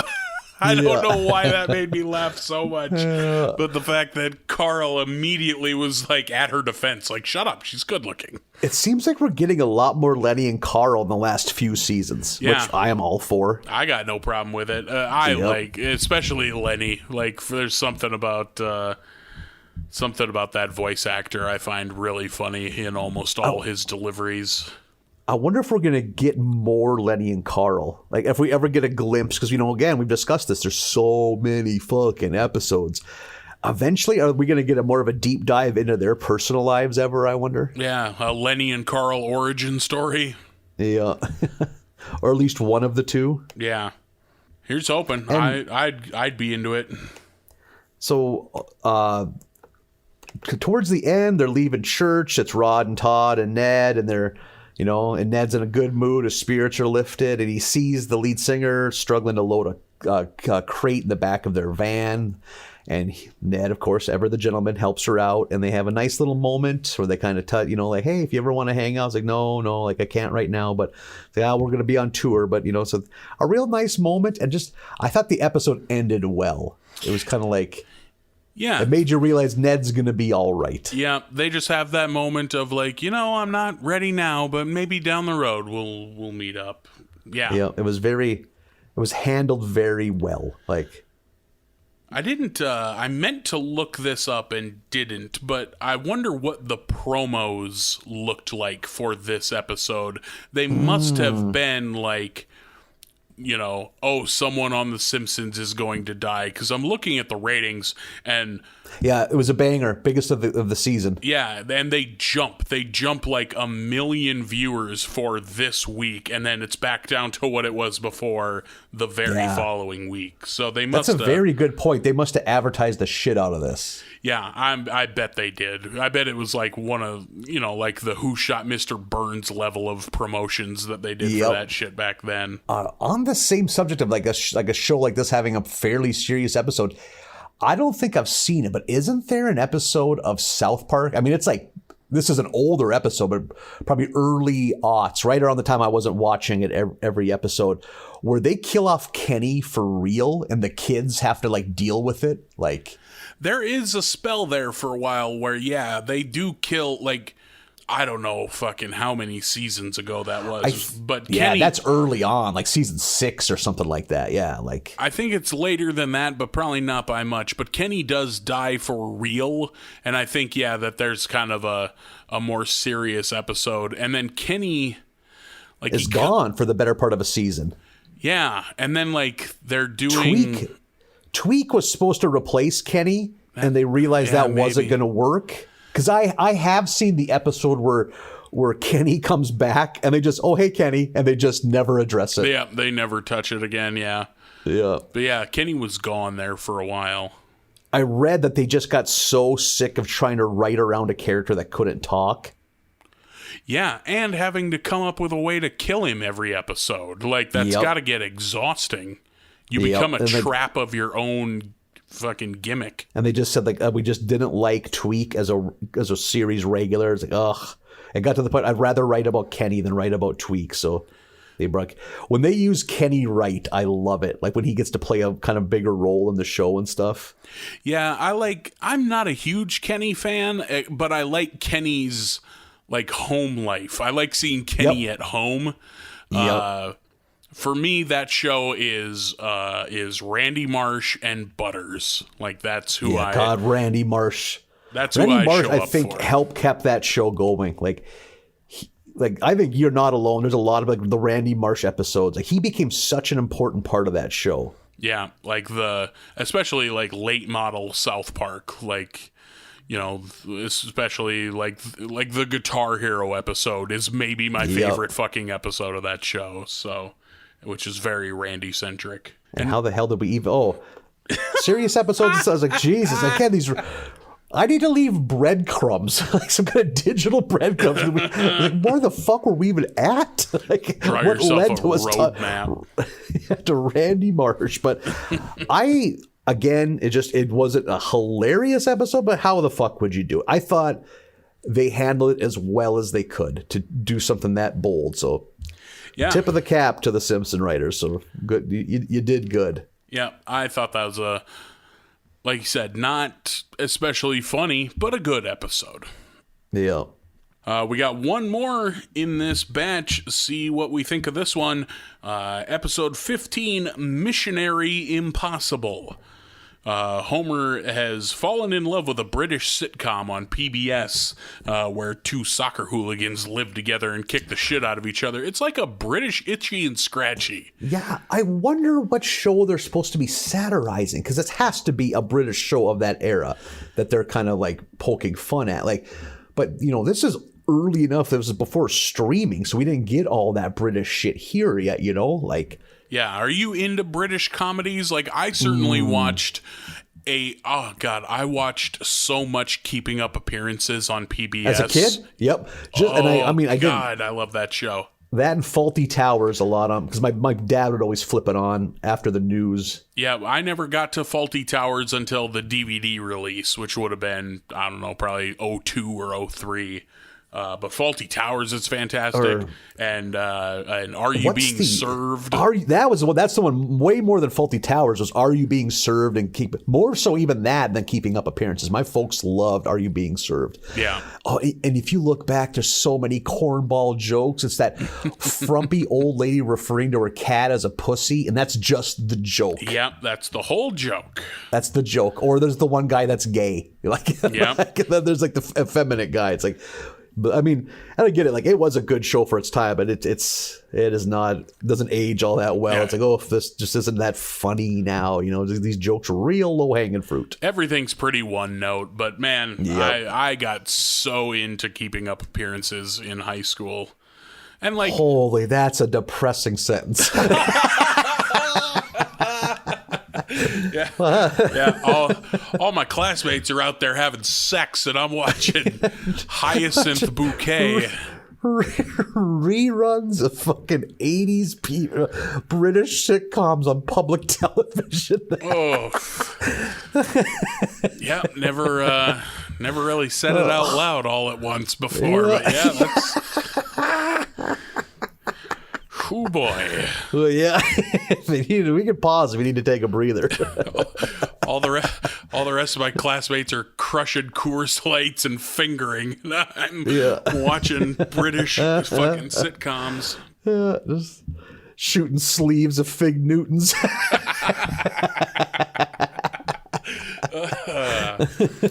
She doesn't want anybody to know that she's white trash as I eat another Fig Newton.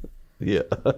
God, that show too. It was the same plots over and over again. Yeah. It's just her pretending she's fancy and then someone going to visit her and her hiding her family so they don't see that she's not fancy.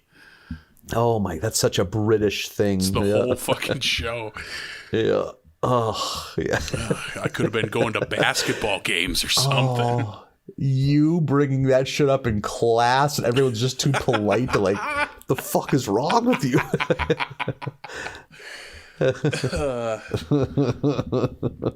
Oh boy. Sit with that for a minute. We got to pause this recording for a minute. Do some breathing exercises. Deal with that. Get these thoughts out of my head. So Homer's watching this British sitcom that he likes, and it's interrupted because they're doing a PBS pledge drive, which they seemed to always be doing. And it's we get Betty White, who I always like to see. Yeah.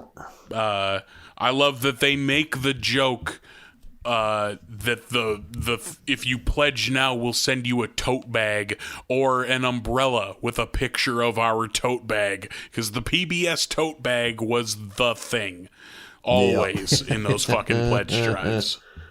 Yeah. Homer is just frustrated and wants to get back to the show.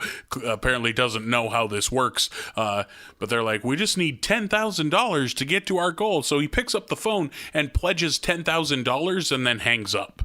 But the people at public broadcasting trace the call and send the van, and they what are they, the fucking pledge enforcers, I think it's called, the pledge enforcement van. Yep. So they show up at his doorstep, Betty White and whoever the other host is, and show up to get their money. And he's like, well, I got to go to the bank, but it's not open. They're like, it's 12:15. And okay, let's go to the bank. He's clearly just trying to duck them real bad. They finally get wise that he doesn't have $10,000 to give them. So the stars of the sitcom that he was watching, the British soccer hooligans, they're there and they're gonna fucking hand out some justice. So Homer's running from this PBS mob, and I loved all the PBS characters that start popping up. Yep.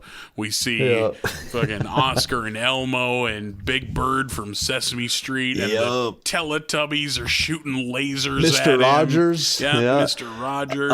Yo-Yo Ma, I think, is the classical musician that's chasing after him. Yeah, shooting like bows at him. Yeah. I enjoyed this whole scene here. Yeah. I remember my dad once flipping out and calling the fucking PBS pledge drive and basically doing what Homer said. Like, how much to it? Because I don't know if we were watching a nature show. We were watching a lot of Wild America on PBS, and my dad blew his fucking stack. And he gave him some fucking money, thinking that they would just flip a switch and it would just cut right back to the show. Yeah, it's a ruthless tactic. They hold your TV show hostage. They sure do. If only we would just fund it, but we got all these bombs to buy. So Marlin, these bombs, they get more and more expensive every year. You wouldn't believe it. The bomb inflation. Yeah, no. Your kids can't learn how to spell from the television because we had to buy all these fucking airplanes.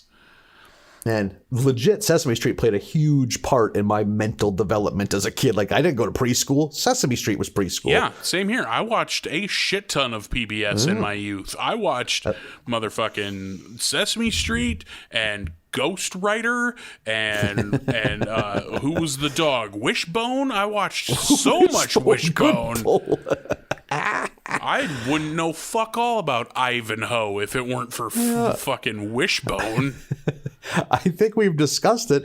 I would watch an hour of regular Sesame Street and then flip over to CBC so I would get the last half hour of French Canadian Sesame Street. Awesome. So I'd learn a little bit of French too. I was about to say, and that's why you're bilingual to this day. Yeah. Basically, it was the exact same thing, except the Spanish skits, like cartoons, would be replaced with French cartoons. Oh, sure. That makes sense. The PBS crowd is trying to break into the church, which Homer has rushed into. He slides one of the money basket handles through the door and comes running in screaming sanctuary. And we see, I love the visual of Reverend Lovejoy in denim bib overalls laying under the organ like he's a car fixing mechanic. A hot rod. Yep. Working on the organ. Yeah. And he just like groans to himself like, why did I teach him that word? As Homer's screaming for sanctuary. Yeah. Lovejoy throws Homer in his car in a postal service bag, and when the mob stops him, he goes, "Oh, I'm just headed down to throw away these letters to kids, letters from kids to God." Yeah. Jesus. I like how that was the best thing he could think of. Yeah. I just gotta throw away these kids' letters to God. He sends Homer out to a mission in the South Pacific. So now Homer's a missionary, not by choice, but he's going to get him out of here till the heat dies down a little. There was a fun gag when he's loaded up onto that plane. It was like these giant crates of Bibles, and there's one crate that says inflatable pulpits, which I got a kick out of. Holy shit, I didn't see that. That is funny. So Homer lands, and the two missionaries who were there, Craig and Amy, they tag Homer in. You're like, we did our work and we're out. Don't help him at all. Nope, absolutely not. I do like all these half-finished projects. Yeah, I do like that. He's like, do you have any advice? They're like, well, forget everything you learned in missionary school. It's like, okay, that's a funny joke. He has no problem with that. Yeah, and they take off, and now Homer is the missionary for this little village here.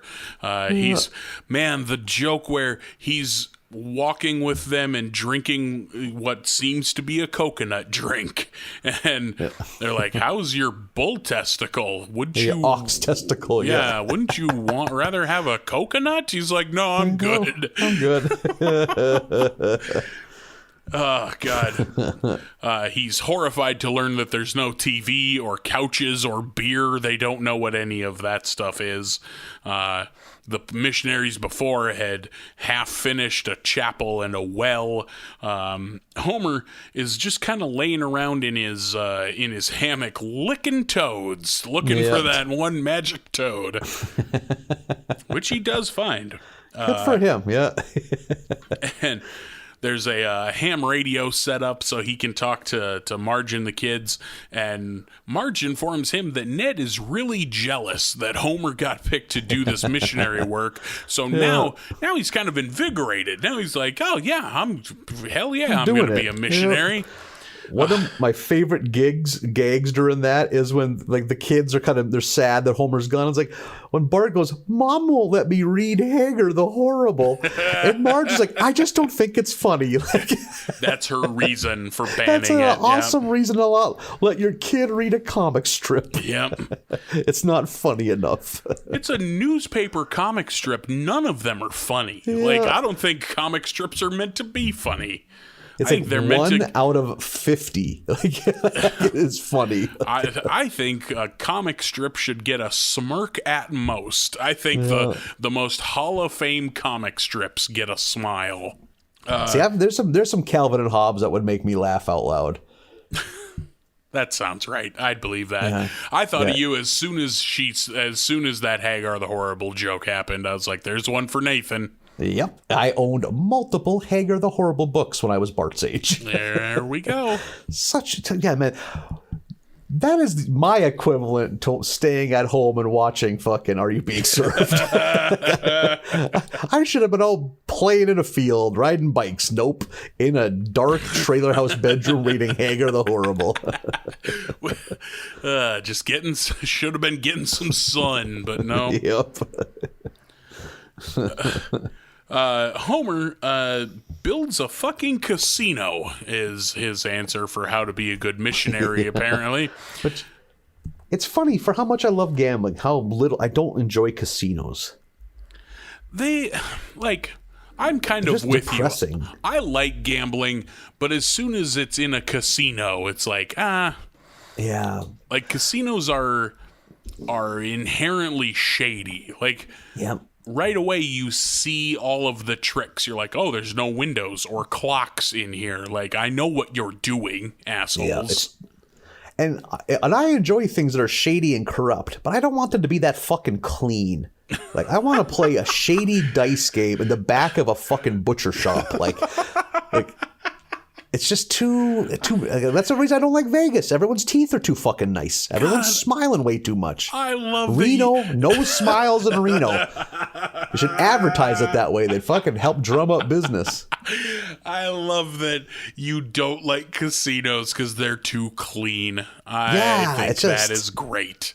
It's just they're just trying so hard. Like, because it's like we know this isn't good for us in the long run. Like, maybe I'm wrong, that there's the saps, and that's who they're fucking, that's how they keep the light bill on at the casino, is fucking, or pay the light bill, is fucking getting the saps to come in. I think they're having the time of their life, as they're literally hooked with a fucking Players Club lanyard to a goddamn fucking slot machine. I like that you're just like, give it to me straight, man. Don't fucking shine it up.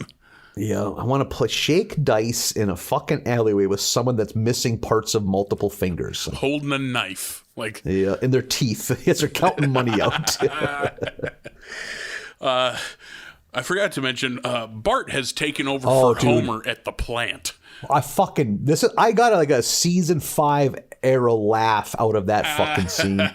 When he's in the plant and Burns is running him down. Yep. Burns is fucking rattling off of like selling plutonium to the Iraqis and not even at a markup is so fucking good. That's the part that makes it, you know, not okay. I'm just going to prod you with this stick for a while. God damn. And Bart with that tie was just so ridiculous. Yeah, it's a whole thing that I was pretty into. I had a really good laugh at that. Yeah. Back on the island, Homer has the casino up and running, and he's made beer, I believe, out of water and quicksand, he said. Yep. Which, that's a spicy combination. Yeah. Quicksand, not a real thing. It's water and dirt. Just on television. Nope. We've discussed this on this podcast. I can prove it because there is there's a quicksand warning sign on the highway near Botno. Fuck, you're right. I've seen it. And probably remarked at it. Yeah. Yep. Someday we're gonna have you step out onto that quicksand so you can experience it for yourself. Oh, I can't wait. Spoiler alert, it ain't that quick anymore. It's kind of just mushy. I guess like in the 60s, a couple cows died in it, so they had to put the sign up. So now you can literally walk across it. You might ruin a good pair of sneakers, but you can walk across it. Well, that seems kind of anticlimactic, but yep, exactly. It's more of a nuisance sand than a killer sand. So the casino's up and running. He makes beer. When he comes to visit the casino the next day. The next day was what I like. All of that in one night. All hell has broken loose. Everyone is drunk and corrupted. The place is falling apart. I love the one character just accosting him as soon as he's through the door, being like, how is an ace both 1 or 11? What god would allow this? Yeah, God, I cracked up. That was funny. I don't even like macaroni salad, and look at me. He's just eating with no himself. Hands. Yeah. Like a trough. Yeah. Homer realizes that he fucked up and he's going to finish the chapel, and the rest of the villagers join in and help him out. They build the chapel, and Homer is too enthusiastically ringing the church bell, which causes a rock slide and an earthquake. And he and who he has dubbed Lisa Jr. Are up in the clock tower, and the chapel falls into the lava, and they're descending into the lava, and then it cuts to a Fox pledge drive. I thought this was so goddamn funny that they just stop the episode. Yeah, this is a great ending. This harkens back to Golden Era Simpsons, where they have those weird ass endings. Yeah, and it's like the Gordie House stats set ending. Oh shit, I forgot about that. Yeah. But yeah, they're just doing a pledge drive for Fox, and it's Betty White and the other host, and they show the bank of people working the phones, and it's like Hank Hill and Bender the robot, and the dad from the PJs. Yep, the dad from the PJs, which is a show I had completely forgotten about. Yep. Is that an Eddie Murphy joint? I think so. They pushed the shit out of that because I remember the advertisings during football that it was they were really going hard thinking that was going to be a hit. Am I wrong, or was that like a Wallace and Gromit type claymation show? Yep, it totally was. Yep. Those are apparently very expensive to produce, so I'm surprised they went that way. Oh, I believe it. Yeah, a lot of man hours. Yeah. Yeah. But yeah, they're doing a fucking pledge drive. Hey, you want to see the rest of the Simpsons episode? And the phone rings, and Rupert Murdoch who's also there answering the phones, picks it up and goes, $10,000? Oh my God, thanks. You just saved my network. And it cuts to Bart on the phone in the Simpsons house going, yeah, not the first time. And that's the end of the episode. Such a good end. Holy fuck. Yeah, I like that. You know, the Simpsons feeling themselves a little bit, big in the britches. I like, good for you, Simpsons. Goddamn right, you saved that shithole network. Absolutely crushed that ending. I thought that was so funny. And when they finish building that chapel, when they kind of stand back to look at it, when fucking Homer goes, I don't know much about God, but I think we built a pretty nice cage for him. God, that cracked me up. Yeah, that was a very funny way to put that. I've been fucking gloomy Gus. I loved this episode. I fucking this could have been in season 7. I'd have been, this is just one of many good episodes. I'm really I loved this episode. I don't know what it was, but it was very good. I missed out. A lot of the island stuff didn't land with me. Like when he first gets there and is doing his fish out of water thing, I was like, okay, whatever. But I thought the first and third act I thought were fucking great. Better than they have been. So, and do they find out that he's good? I might be mixing episodes here. Do the Lisa and Marge find out that he's going to be a missionary by it being on the news, while they're shopping? No, you're thinking. Well, they see him on PBS on the. When they're out shopping, so they see that he has pledged $10,000. That's what it is. That's what it is. And Marge is buying cards by the pound, like greeting cards, just like a scoop in her hand, dumping cards onto a scale. It was $5 for a pound of greeting cards. How they both vow one of us must always stay home. Yeah. But Lisa agrees to it. Yeah, I loved how just stern that was. Like, from now on, one of us always has to stay with him. And Lisa just goes, yes, for sure. Yeah, that was a funny bit. This is a good end. Yeah, like I said, the front and back of that episode I thought were extremely funny. Yeah, I was a fan. Probably, I was about to say maybe my favorite of the bunch, but I really liked the horse episode with BTO. Yeah. Those first 2 episodes, that was pretty mediocre television. There, not even mediocre Simpsons. That was just that was below average Simpsons.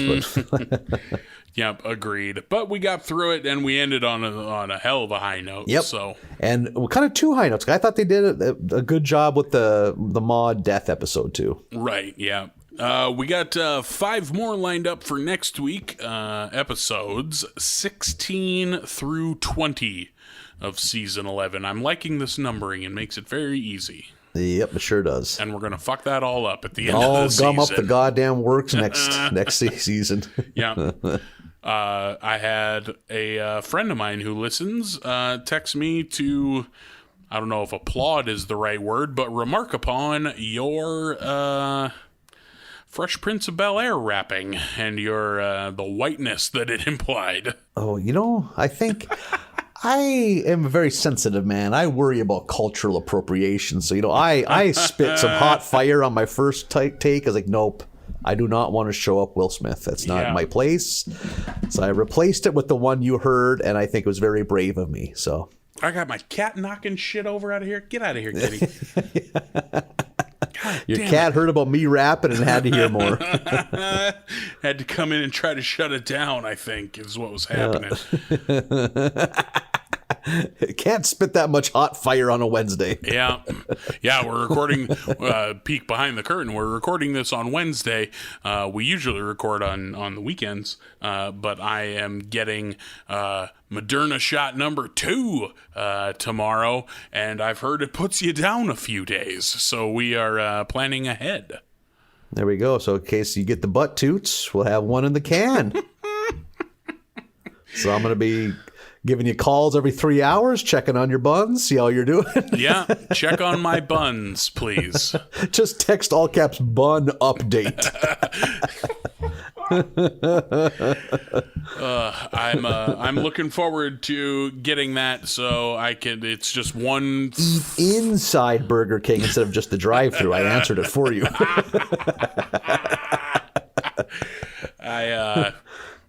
I fucking, the longer we go, I was able to stave it off for a while, but I am at a point where if I don't get to go on stage and tell some jokes soon, I'm going to lose my mind. It's I am like I've kept my I miss comedy rumble down to like a low hum, but it is spiking recently. Now that the rest of the world's opening up, I think is probably part of it. Like, now it just seems so impossible. It was easy to forget when the whole world was locked up. Yeah, I wanna go to an open mic and practice new material to no one. I want to tell jokes to chairs, Nathan. Yep, I've done it a few nights already. So yeah, it's what you remember. Yeah, can't wait. You're just telling jokes to an impatient bartender that's waiting for you and the other 4 dipshits to leave so they can lock up shop. Yeah, they could have closed if it wasn't for you fucking comics. So. Oh, another water? You want another water? That's what you want, you fucking shithead? I'm a good enough person that I drink at open mics, which is a weird sentence to say, but you know what I mean. You know, what I do too, I'll give them $1 for a water. Yeah, it's just as much work for them to pour a water as it is to pour me a tap beer. Mm-hmm. Why should I tip for one and not the other? Yeah, help them out. I'm such a good fucking person, Marlin. God damn it. I'm always saying that. About you, Nathan. Oh, God, he's just... it hurts. Knocking on the door of sainthood. It just... Yeah. Holy, speaking of knocking on the door, that coffee is ready for round number 2 in my lower GI tract. We had to delay the opening of the show for a bit, and apparently, if I know truck stop coffee, it ain't knocking, it ain't asking for permission, it's barging through. Well, I'll have you go deal with that. Yeah, we're gonna have to give each other bun updates because this one's gonna do a number on me as well. Jesus Christ. All right. Keep yourself right side in there, buddy. And no promises, but I got a few days to recuperate. We'll talk to everyone next week. Thoughts and prayers. Thanks, you guys. Bye, everybody.